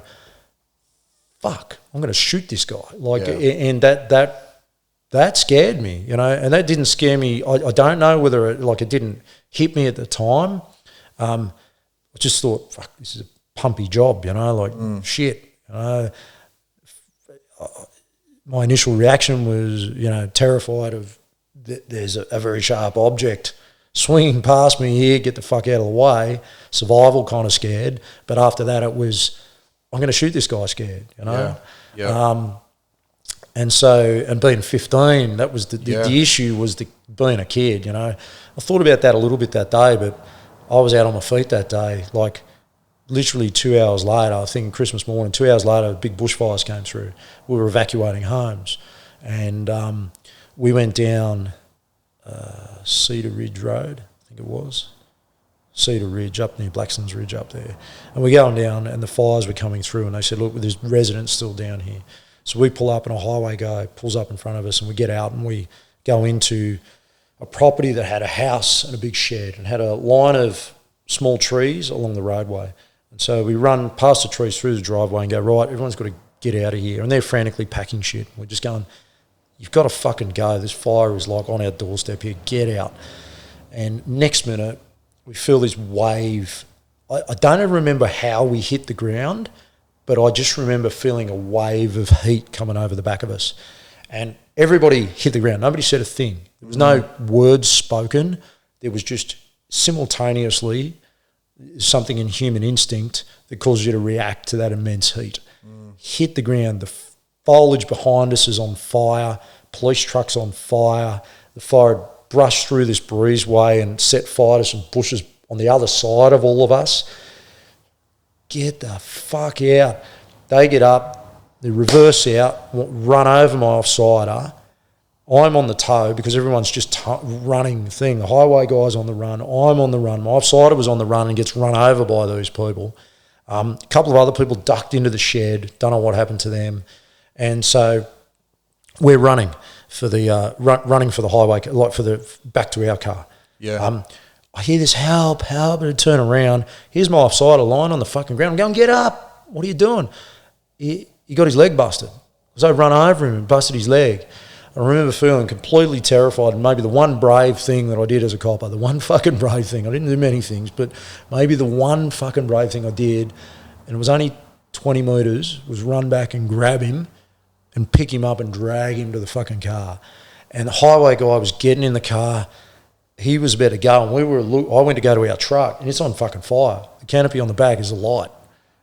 We're not going in that. Smashing on the door of the highway car, get that open, throw him in the back. I remember touching the door handles, and they're fucking hot. Yeah. Like, we get in, slam the door, drive, go, and it was pointing down the road. You literally could not see the bonnet of the car. Black, completely fucking black. You could feel the heat through the windows. And he's just floored this highway car going further into the fire from what we knew, but we didn't know. It was just, we're pointing that way. This is not a good spot. We're fucking going. And so foot to the floor, go. And there was this, talking to the fella in the back seat, are you fucking right? Like, he was in a lot of pain, but full of adrenaline, right? So we go. We probably maybe travel 100 metres through the smoke. Couldn't see shit, couldn't see the bonnet, couldn't see anything. And then we appear and we're into, it's a dead-end street, right? So we've got another maybe a kilometre of road or somewhere thereabouts where it goes into the cul-de-sac, and you've got to go, the only way out is back through, right? So we go down there and we're on the radio, the fire's, cleaned up, there's people in the shed, et cetera, et cetera, et cetera. And then I'm in two minds, I'm fucking terrified a bit because I've never been so scared in my life. In one hand, and I'm like, do we have to go back for those people? Like, I don't think I can do that. Yeah. I'm not fucking going back in there. Yeah. And so we're at the bottom of this cul-de-sac with some other residents from down the end of the street. We're all like we got to probe back in and see whether this fire's gone through. We can't see shit. There's no fireys around. There's no RFS. There's no one with any fucking water. Is it coming this way? Like, we're on the road trying to interpret all this shit. And it was, I couldn't tell you what the timeline was. Couldn't tell you anything about it other than it was frantic, like panic. Anyway, I think from the best of my memory, because this is going back a long time. This is 99. I don't know, what are we now? It's fucking 20-something years 22 ago. later. Holy shit. I didn't want to bring that up. Fuck. So the fire's gone through. We start to see that it's, easing, I suppose. It was going from like dark black smoke to a greyish smoke. It was starting to look like we could see parts through there. Probe back in, eventually going back up the road, see our truck. Our truck, the canopy is burnt off it, so we've got the cage. I said, I wonder if that'll start. So the fire's gone through, the fucking door handles were hot. I still remember there's like not molten, not quite, but just tacky fucking hot, Yeah. So sort of open them up, fucking kicks over, it starts. All right, well, we got to get this out of here. So I said, take the offsider up the road, take him back to, there was just like a command post up the road there. So we get back in the car. I get back in the car with the radar and I'm driving up and they said, you're still down on Cedar Ridge Road. There's a lady who's lost a horse and she's around her house searching for it. I'm thinking, fucking searching for a horse, for God's sake. Yeah. So we get there and the fire is on her back doorstep. Run down there and I say, lady, you got to go, and my worst fear was that she was going to tell me there was someone else down there and I'd have to go back into that. And I thankfully I never had to deal with that. She sort of complied, got in the car and pissed off. But the thought was running, that terrifying thought about, I got to go back to that again. And, so when people talk about bravery or things like that, knowing that how I felt that day and then still thinking that I would have, had I, say, gone, no, we're going straight back into that garage to go and get these people, or I'll go and check this house out, and doing that willingly. So I don't know whether I got that. I don't know. And that, to me, is the difference between real bravery and just reacting to something that, you probably made the right choice, but you didn't really have time to stop and think about the consequences of it.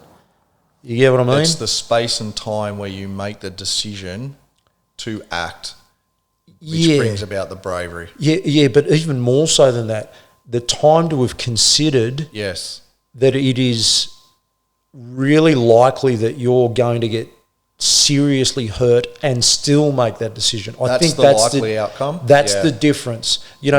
People will cite things as being brave, but if you actually, I think if you cut away all the bullshit and really delve down into it and go, we acted or reacted, probably more so is a better way of phrasing it, reacted to something and went in and did something, it's brave because of the circumstances of the outcome, if you get what I mean.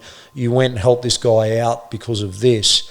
But let's say, for instance, we put another layer in there and go, you were hiding behind something, fearful of your life, and then you step out into that fear to go and rescue somebody else or to do something else after having time to consider it. Yes. That's the difference. Yep. Making that conscious decision to put yourself in really in harm's way, not in perceived harm's way or potentially harm's way, but really into harm's way. And not to save your own skin. Like, to me, it's brave to do certain things, but there's levels, I guess, if you want to call it that. Yeah. I don't know how you grammatically discriminate that. I think you've put that really well. I think that's having that, considering it, the likely outcome is you are going to be seriously injured or killed and still make the decision to do it. As opposed to, I've been just reacting to it. I've been to a dozen jobs where I've, not me personally or me personally on a couple of occasions, but people have wrestled a knife off somebody, right? Is that brave? Yeah, it's brave, but it's fucking self-preservation, let me tell you. It's brave because it's saving your ass. Yeah. To wrestle a knife off, I don't know, I don't know. Like to put it into perspective, if if you're 2 men against 10 men and you decide to consciously make that decision to go and intervene in a confrontation which you not necessarily have to intervene in, and you know that there's a big potential for you to go, that's brave, to go and run into a burning building that you've stood outside and watched explode and things, and you go, shit, there's somebody still in there and I'm going to enter that space and do that. That's brave. Yes. Whereas you're kind of caught in the building and it's burning and you're having to pick somebody up on your way out. Yeah, it's brave, but it's self-preservation a bit. Yes. So I don't know. I just think there's levels of it. Yep. So I don't know whether I'm brave. I don't know whether I have been brave. I don't know. I guess it doesn't really matter. It is what it is. It is what it is. But, to think that I've been terrified before, that was, in GD land. In TOU, there was times, moments of being scared, moments of it, moments of being... so things where you feel some degree of responsibility and maybe you didn't act as well as you could have. There's elements of that all like smattered throughout your career. There's elements of, whether the right decisions were made in certain circumstances, things of that nature. And you could go through lots and lots of jobs and look at how that's affected, what the outcome was and whether you could have changed something by acting a different way or making a different decision. Again, it's kind of a little bit, you can be quite hard on yourself in the moment, or alternatively, other people can be quite hard on you through not being in the moment. Yes.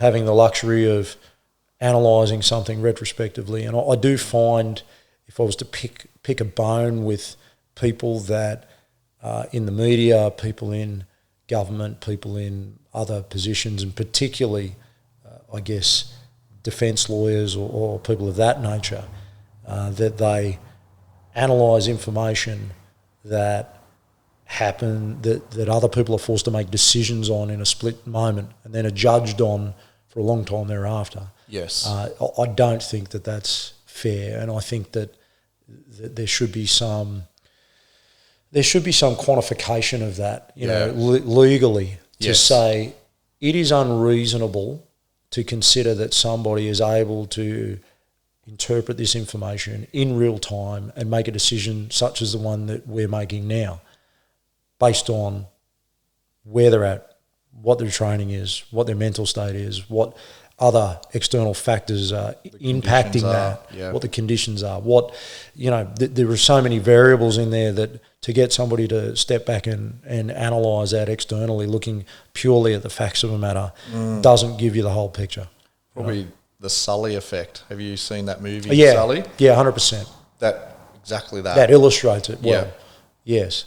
So, there's situations throughout your career that you look at, that terrible things that have happened, and things of that nature. But going back to the TOU, I had 3 jobs before I left as a team leader, and of those 3 jobs, it wasn't necessarily anything that we potentially could have done differently, or how I might have acted that was worse or better. But to give you an idea, 3 jobs as a team leader, 3 times in a row, there was 2 deaths, and there was 1 fairly serious, fairly critical kind of injury. Of the 2 deaths, neither of them do I think that we could have impacted. And the serious injury was, I hate to use the word necessary, but it was probably the appropriate answer. Okay. And to some extent, for me, I think that maybe it illustrates, those jobs maybe illustrate to me that I don't know that I was cut out to be a team leader. I don't know that I was a great operator, to be quite honest. I didn't do anything horrendously bad. I was capable and I was pretty competent most of the time and made the right choices for the most part. Yep. There was a few stuff-ups here and there, like everybody has on jobs. There's, you do a lot of them, and little things can go wrong, and you criticise yourself about little decisions that you make.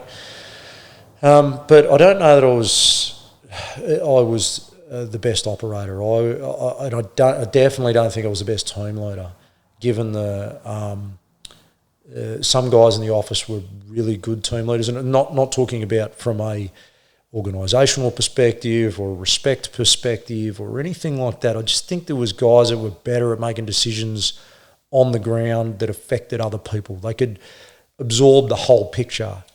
The big picture leader. Yeah, 100%. So they could make quick decisions looking at the big picture.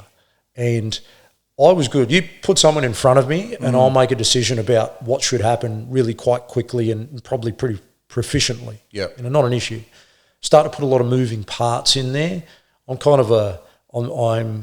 you give me an individual task to focus on, I'll generally do it better than the next person. Yeah. Once we start adding other layers, then if I can remove myself from it and step back and assess it, and I've got time to do that, probably good. But getting me to think quick on my feet with limited knowledge, limited information, limited exposure, I don't think I was the best. I don't think I was cut out to be to be really good at that. I don't know. Maybe I just didn't get enough exposure to it. But to me, that's my assessment. That's some good self-awareness. But I think that you've probably been a bit hard on yourself. Yeah, I don't know. I didn't get a huge amount of time to really exercise that part of it because that does take time too. Yeah, potentially. I always thought of myself more as I was a good sort of mentor to other people. I was a good trainer of other people. Like training, blow my own trumpet about training. Yep. I literally am one of the best trainers that I know. And I'm not talking about being a trainer in weights or trainer or whatever. It doesn't matter. You teach me how to macrame, I'll learn that skill and I will pass it on and make someone good at macrame. Yeah. It doesn't matter. I've always had the ability to impart information or deliver information to other people and get them to assimilate it quite well. Yep. And that comes naturally to me. Yep. So I would always back myself in respect to that. There was nothing that I was afraid to teach. Yeah. I was afraid to teach things that I didn't know about because part of being a good teacher from my perspective was obviously being competent at the subject matter and knowing that well and then going on from there. Yeah. And that probably explained my choice post-police. Yep. I guess the impact of some of the jobs that you were exposed to is, for me, it wasn't so much at the time I thought this or I thought that. It was like afterwards, after you're out of that it really affects you. Yeah. That you really step back and look at the bigger picture and analyse it and talk about it. So, other jobs that sort of struck me in the TOU were things. We had one of those jobs that I was telling you about was a hostage situation at Penrith, and the guy basically said that he was going to, he was going to shoot himself and his family, or his family first and then himself, his wife and a couple of little kids, if he saw the police turn up. So then you've got a layer of police turn up, they can't be seen, et cetera, et cetera, et cetera. Yep. Turned out that we ended up, going over the back fence while he was talking to negotiators, wife and kids going over the ladder at the back fence. I remember handing the child to the mum. And as I'm handing the child to the mum, we hear a gunshot. And this was the father had just shot himself in the face with a shotgun at the front. And so I've handed the child, and she knew. She knew exactly what the gunshot was. I could see it in her eyes. Yeah. That she's just, and as much as she was, she didn't want to be there, she didn't want the kids to be there, it wasn't relief in her eyes, And thankfully, the kids would be too small to understand. They might have been 3 or something. Yeah. Hand her over the fence and just bang, And so it's little things like that stick with you. That look in her eye is like, that says a lot. Yes. There's a fellow who's a dog handler, and we had a job earlier than that. TOU got called to a job, and quite a few years ago, I don't know if you remember, a police dog got stabbed, and he was he was a good friend of ours. We'd worked with him on a lot of jobs, and I knew him through football and things like that. I think you know who I'm talking about. I do. And good front row. Yeah, really good actually. yeah, good guy, and that job was just, I know it's only a dog. It's only a dog if we put it that way. Like, yeah, it's a dog, it's not a human. But that job sticks with you as well. That's it's more I guess, the emotional response and how much it meant to him. Because that was a family member to him. Yes, 100%. Yeah. So, there was the person involved with that was very lucky not to lose their life. That at that point, there was things that you picture someone who comes out of a home armed with, and there was some mistakes on that job that I think led to it. Looking back at it now, and not that it, could it have been handled differently at the time? Should it have been handled differently at the time? I'd say retrospectively, yes. At the time, would we have handled it differently? I don't know. Yeah. I don't know. It's up in the air. But there were things that took place that we would I look at now and go, that was a mistake. That was a mistake. There was things that we could have done differently. Yeah. And this particular guy was armed with a couple of knives, and he was asked to come out in probably in a lot of people's opinion, probably prematurely. Yep. He should have been told that he shouldn't have been able to come out whilst armed, which was a normal procedure back then. It was, you can come out, but you're not going to come out armed. Yep. Keep you where you are. But he was encouraged out.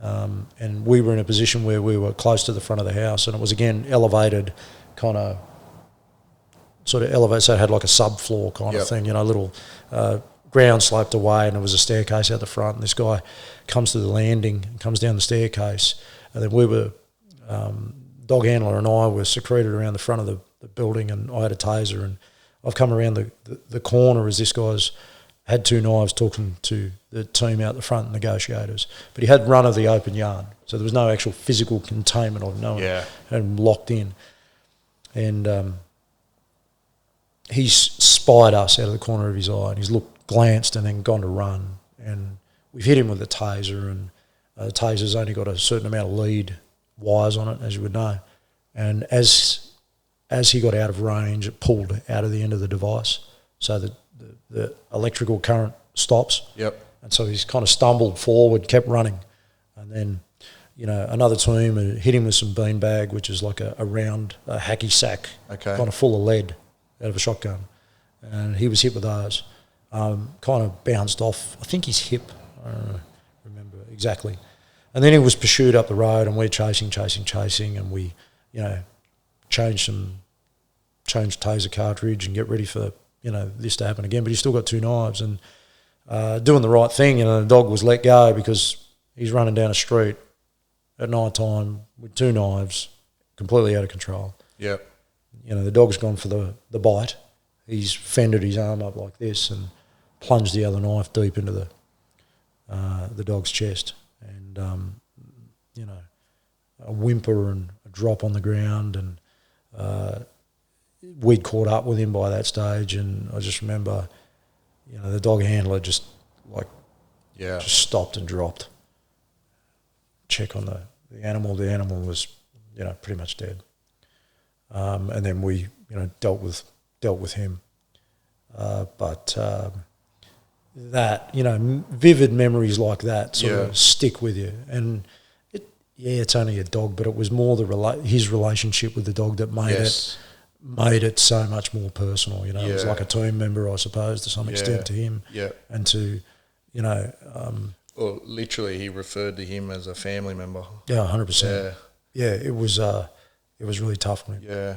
But that, jobs like that, little ones like that, there was a whole series of other ones that, just things like you pull a guy out of a car who's been dead for a couple of days and pull him out, and it's the middle of summer, and you de-glove his friggin' arm, or you go to a railway station, which we've been to a number of times, where people lost an arm or lost a leg, and they're still laughing and joking about it because they're that high on drugs that they don't even know that they've lost an arm or lost a leg. Yeah, delivering death messages. I remember a guy at North Richmond. I was delivering a death message to his house. It was Christmas morning. I don't know what the fuck it was about Christmas. I don't know, like about 5 bad Christmases in a row. And one Christmas morning I go there, this guy had been to the local hotel, the local pub here at Northo, and had fallen asleep on the road and been run over. And got his wallet out, and he was a local guy, and we're thinking, shit, I'd deliver a death message. Go there, and we could hear Christmas music playing. There was little trike in the front driveway, swing set, kids. It's obviously kids, right? So we go there, knocking on the door with like this air of dread, thinking, fuck, I don't want to do this. Yeah. Knock, knock. Knock, knock. Such a relief. Nobody home. Gone and visited someone there. I suspect there was some, marital issues or something, and he'd got on the, who knows. Anyway, she wasn't there with the kids. Ended up being somebody else's thing. And I was so thankful that it wasn't me that had to do it. Yeah. I'm like, just, so little things like that that just stick with you. And I could give you another 50. But, but they're just, it's funny because I didn't, at any of this, none of this did I ever stop to take a day off because I was worried about it. Didn't even enter my mind to be concerned about any of this. Yes. Yeah, you might go and have a few beers after work because it was a tough day, mentally thinking about, oh, this was terrible, that was terrible, whatever. Yeah. But that's as far as it went. Yep. Oh, shit day, 2 kids died in a car accident and another kid lost his leg, oh, that was a shit day. Yeah. Have a beer, What was the moment where you thought something was wrong, I can't do this anymore? Really kind of strange. It was basically one morning I woke up and I was crying. I didn't know why I was crying. I was in bed. The wife goes, what's going on? I don't know.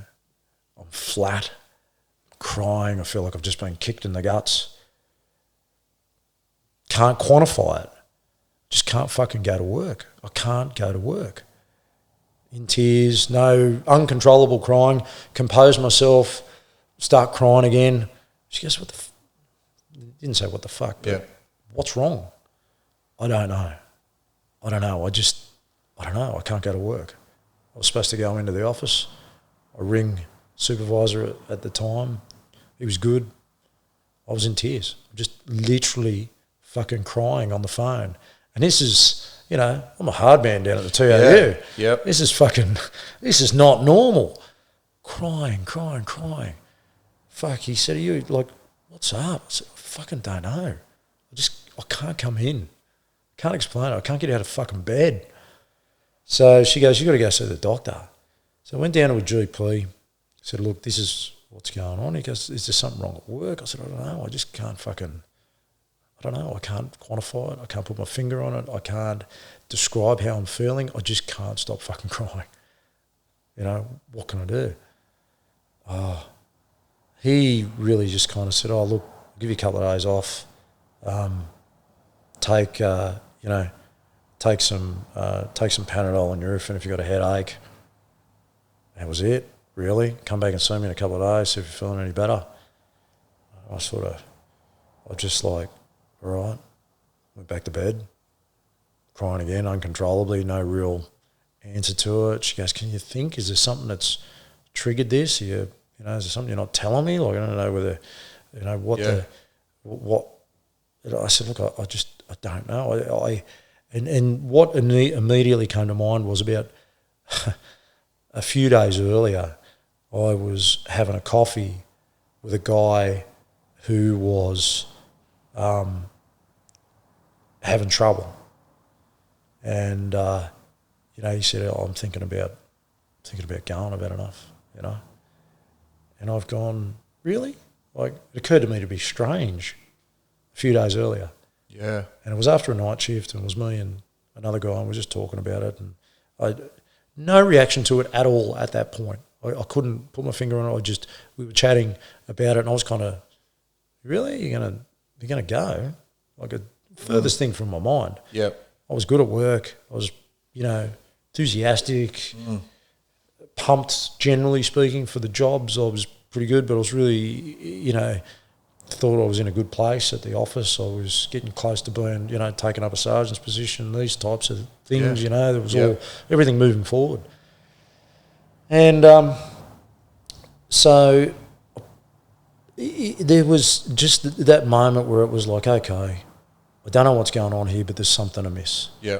Went back to the doc and I said, look, I think this is work. This has got to be work. There's something. I've been a copper for a long time. I can't put my finger on it, but he said, look, do you have nightmares? Do you have things like that? I said, look, I have moments where I think about things, or I have moments that I feel sad, or I feel, I guess scared or angry, these types of things. I'm pretty paranoid. I'm always kind of on edge, and I just put that down to that's normal. That's how normal cop. Yeah, that's the job. Yeah, look around car parks before you get in the cars, all the normal shit. You stand with your back against the wall. You come up with these little scenarios when you walk into the shops about, if someone was going to do this, what would I grab? How would I go? Where would I do this? Looking over your shoulder kind of behaviour all the time, and I just presumed, that's just how you are. That's that's normal. That was me, mate. Every time I went to the shop, that's normal. This is what happens, and I started to explain that to him, and he goes, mate, I think you got some PTSD stuff happening here, and I'll refer you. And he was actually pretty unsympathetic, to be honest. Why don't you just go back to work and see whether it goes away? And I said, mate, I can't get out of fucking bed. Like, I don't know, and I'm still crying, and I don't know why. Yeah. So inevitably, really quite quickly, actually, I don't know how, but it was within sort of maybe a week and a half or 10 days, I was in with a psych. And I was chatting to the psych about it, and just started to, trying to string together some sort of lucid conversation, which, according to the wife, it wasn't happening. I think my interpretation of what I was saying was clearer than what was actually being said. And I just remember feeling like chronic fatigue, constantly sad, no real rationale behind it, and not this. My perception of PTSD was this big, I'm having a nightmare of something that I can't get out of my head. But it wasn't. It wasn't that. It was like a little bite, and then kind of, I guess, my perception of normal, and another little bite, my perception of normal, and another little bite. It was just this little nibbling away over the course of a day, and in between bouts of, high emotion, first time in my life that I didn't want to train. Couldn't train, couldn't get out of bed, felt sick, started to feel really just, they gave me some antidepressants, started to feel like I was in a monotone drum state. No emotion, no anger, still pretty sad, but just nothing else. No highs, no lows. Went to the site quite a number of times over probably a 6-month period. Didn't return to work at any point there. Just really didn't know how to. You were just on leave? I was just medical leave. Had to do an interview with a psychiatrist or psychologist from the insurer at the time, I think, for work cover. Yep. They were pretty. I found that to be pretty ruthless, to be honest. They asked me a lot of questions about things that I probably didn't really know how to answer, and felt like at the time. So they were asking me about, tell me about the incidents that have caused you to go off, kind of thing. What was the incident? I said, well, I don't know. It wasn't an incident. I don't know. It was. What do you mean an incident? I can't stop crying. I have 50 things that I could tell you that are horrible things, and that I can't get out of bed. what else do you want me to tell you about it? You're the psychologist. You tell me why I'm feeling the way that I'm feeling, and narrow it down for me, will you? Yeah. You know, do I have bad dreams occasionally? Yeah. Do I, as I said, look over my shoulder all the time and feel like I'm being fucking watched a little bit? Yeah. Do I have these other physical reactions of anger and sadness and things like that? Yeah. Is any of that normal? I don't know. I never felt like this before. Yep. I've been doing this job a long time. Never took a day off because I was feeling mentally strained. Yeah. You figure it out. Yeah. You know. So I didn't have I didn't Yeah. have answers for them in that respect.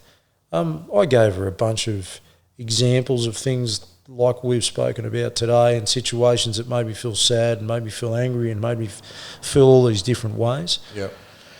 But I couldn't answer for why all of a sudden. You know, it made no sense. Yep. I got on well with people from work.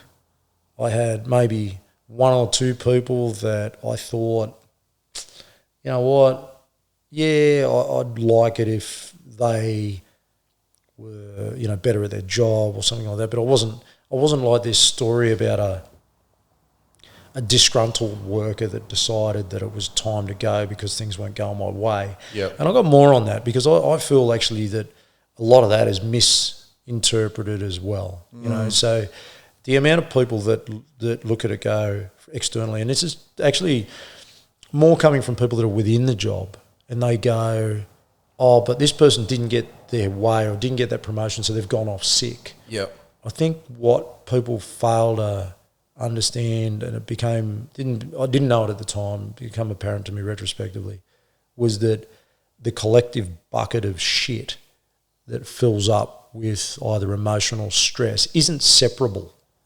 To me, it wasn't. Yep. It's not like, hey, this is my work stress. Yep. That's independent of my life stress at home or my financial stress or my whatever other stress I've got. They're lumped into this same pile of stress. So that if you've got things that you're feeling sad and upset about, and then you've got things that are annoying you, and then you've got things that are, you know, making you feel uncertain about other aspects of your life, they're all adding up. It's not... We have one bucket. Yeah, so I think when people look at, hey, this person's gone off sick, and that the stress that they see at the tail end of it, that is like the straw that breaks the camel's back. It's like the iceberg kind of mentality, you know. They're seeing this little bit of the tip. They're not seeing everything underneath. Yeah. And so I was probably just in this state of shitness. Think of another way to describe it. In train, didn't do anything I enjoyed, cried without any good reason. Interaction with people was not really there. And I was there for at least 3 months, I suppose. Seeing the psych, receiving the odd phone call from people at work who didn't really know what to say or how to say it. I was going to say, was there any support from work during this time? Well, there was, you know, there was the required phone calls. The tick and flick? And there was my mates. Yep. And my mates were good. They were good. And, you know, and one of my other mates who is a really good operator down there now and still there, you know, he had some significant dramas but managed to sort of come out the other side.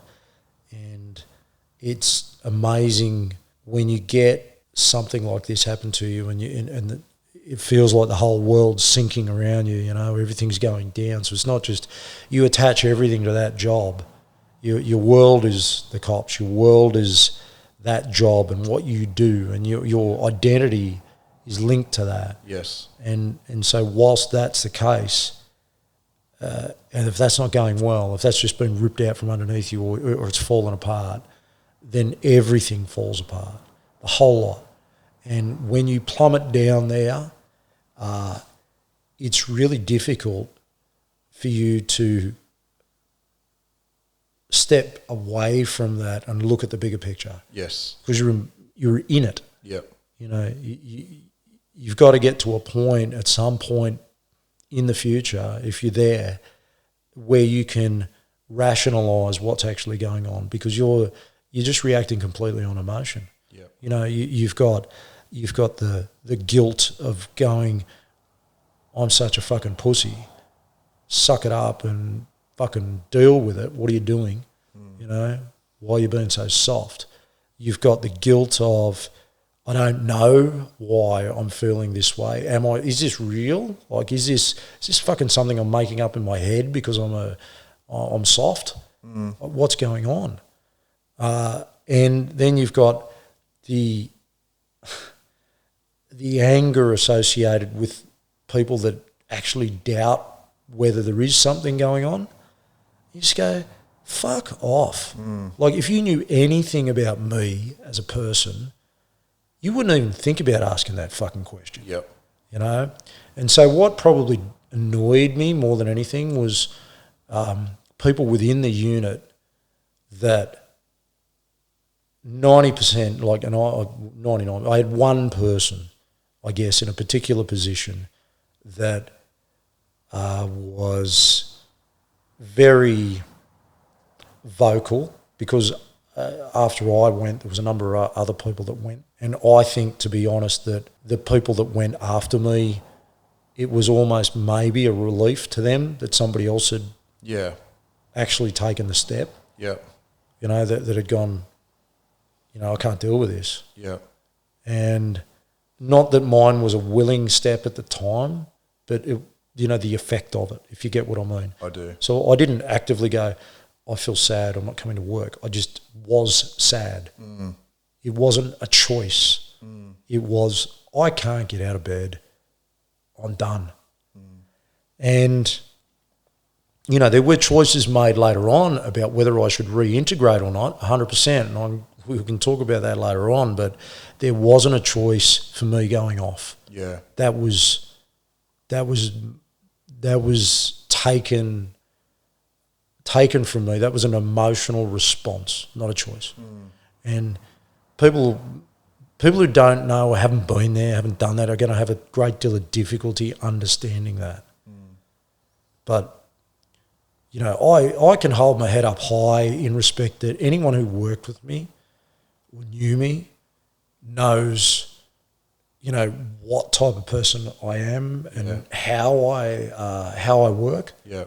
And they wouldn't even question about whether that was a choice or whether that was a response to something. Yes. You know, they would know Yep. that, last guy that's going to clock out. Yep. You know? So there's a lot of guilt, shame, and things that rightly or wrongly get attached to that, and particularly at that time, you know. Do you remember when your mates called, and again, for those listening that don't know what to say, was there anything that they said that did help? Or what were the actions that they displayed that, mate, so this helped at all? Let me tell you that there's a big difference, and I'm sure you can attest to this. There is a massive difference between the police as an organisation and the people within the police that are your mates that you work with. Yes. Okay, so we need to clarify that, because people who are not in the cops will not know. People who are in the cops will know exactly what we're talking about. Yes. Okay, so picture this. You've got people in management that are in positions that are obliged to do things by way of a department procedure, or need to do things in order to protect the organisation and protect their policies and procedures, which, whether they're right, wrong or indifferent, they've got to act in a certain manner. And then there are your mates. Now, your mates are, for the most part, the guys that I worked with have used the expression "got your back." You know, you used that before, and that's pretty appropriate. For those that are really your mates, you know, that's the case. They got your back. They're looking after your interests, not the organisation's interests, and they're not the same thing.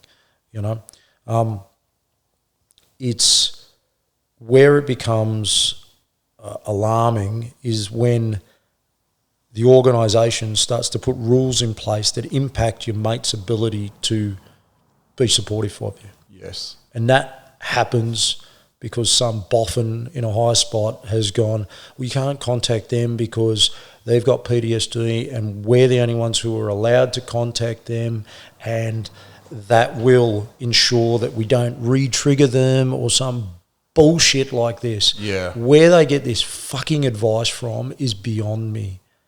Go and speak to someone that actually has gone through this process or been involved in it, and tell me who they would rather hear from. A peer that is a good friend of theirs, that they have confidence in, that they trust with their life and have done it on a lot of occasions, or some fucking middle management manager who's ticking a box to say that we've spoken to this person accordingly and recording the conversation and all this fucking bullshit.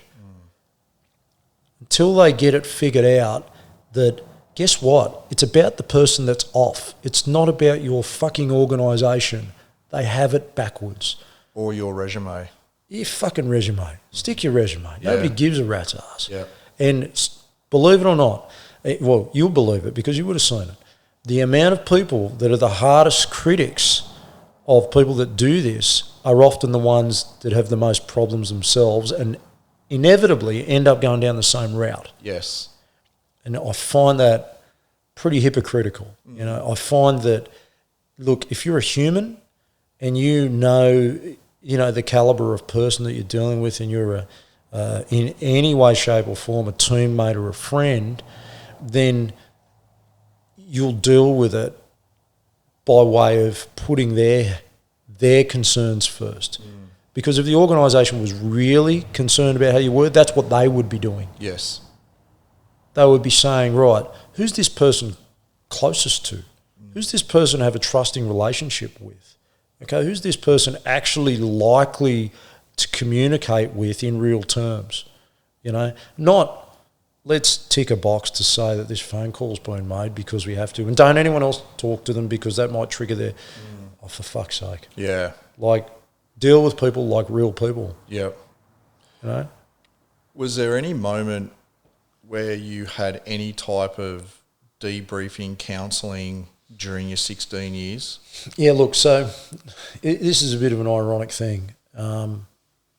There was people that really tried hard to make that happen under certain circumstances. Yep. So like when I was in GDs, we went to a big car crash where a bunch of kids, a kid got killed and kids got limbs missing and things like this. And there was some older guys who were present at the time, and they organised a chaplain to come out, and they organised some counselling, and I had a debrief the day later and that sort of thing. So there was the odd thing that occurred that way. Yes.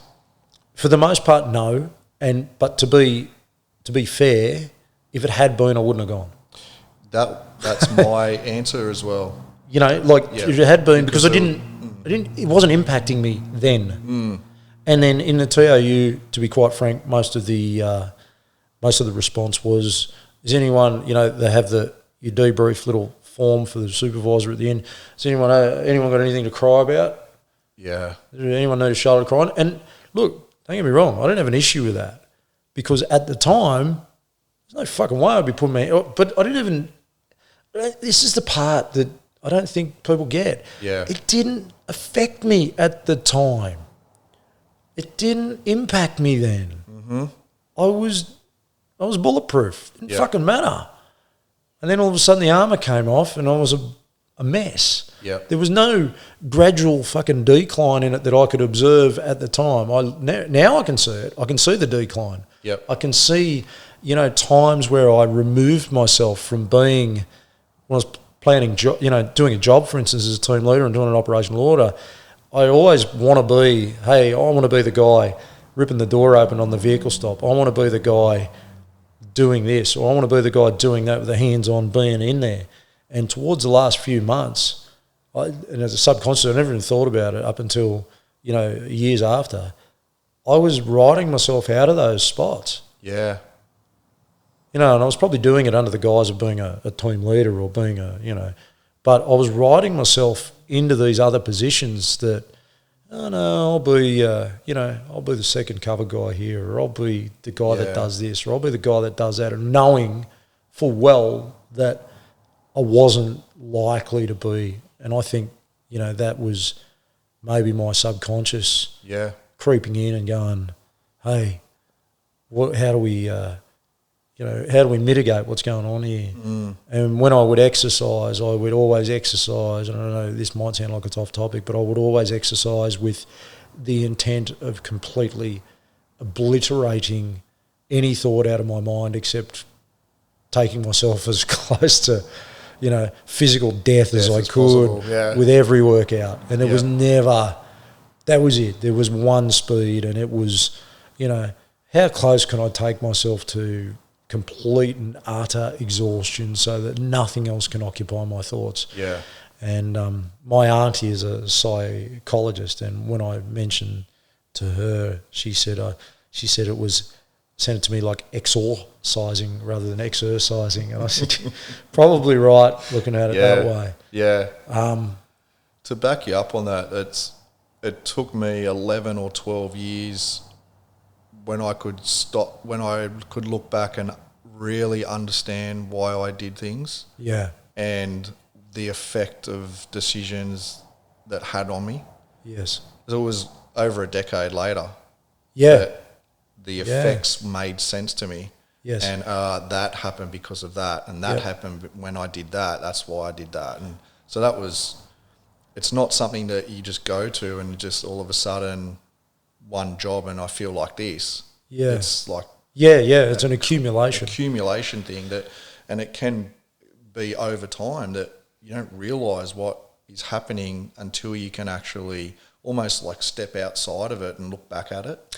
And I think because you're so engrossed, like my social life was engrossed with other coppers. Yep. My recreational time was spent fighting and training alongside other coppers or other, in a combative kind of environment. When I wasn't training in some way to either hurt somebody else or stop myself, or hurt myself physically, I was pretty cranky and, how would you put it, just not present at home. Yeah. Everything was about work. So when I was at home, I was thinking about work. If I was on the piss with mates, I was talking about work. And, you drink till you can't stand up, and then you sometimes get into fights off duty. Then doing things that coppers do. Yeah. And that type of environment was just, that's what made the world go round. Yeah. It used to be work, drink, train, work, drink, train, work, drink, train. This cycle, and family was somewhere on the distant side there that you occasionally interact with like a normal person would. But more often than not, you're at work, you're on call. Everything is attached to that job. You identify as your job, but you're not your job. You put it into priorities of hierarchy here, and if your kids and your family is not above your job, there's a problem. But it's not until you step away from the job that you understand that there's a problem. Yes. And it all engrosses you and ends up as this sliding, shit show where you just, you can't separate it. And then when you can't have that, as we said, everything sinks. Yeah. Can I ask you, and if you're happy to talk about it, at where did you get to your lowest point? And then for those that are struggling at that same point, what got you out of that to where you are now? Okay. Can we take a break for a moment? Yeah, sure, mate. Cool.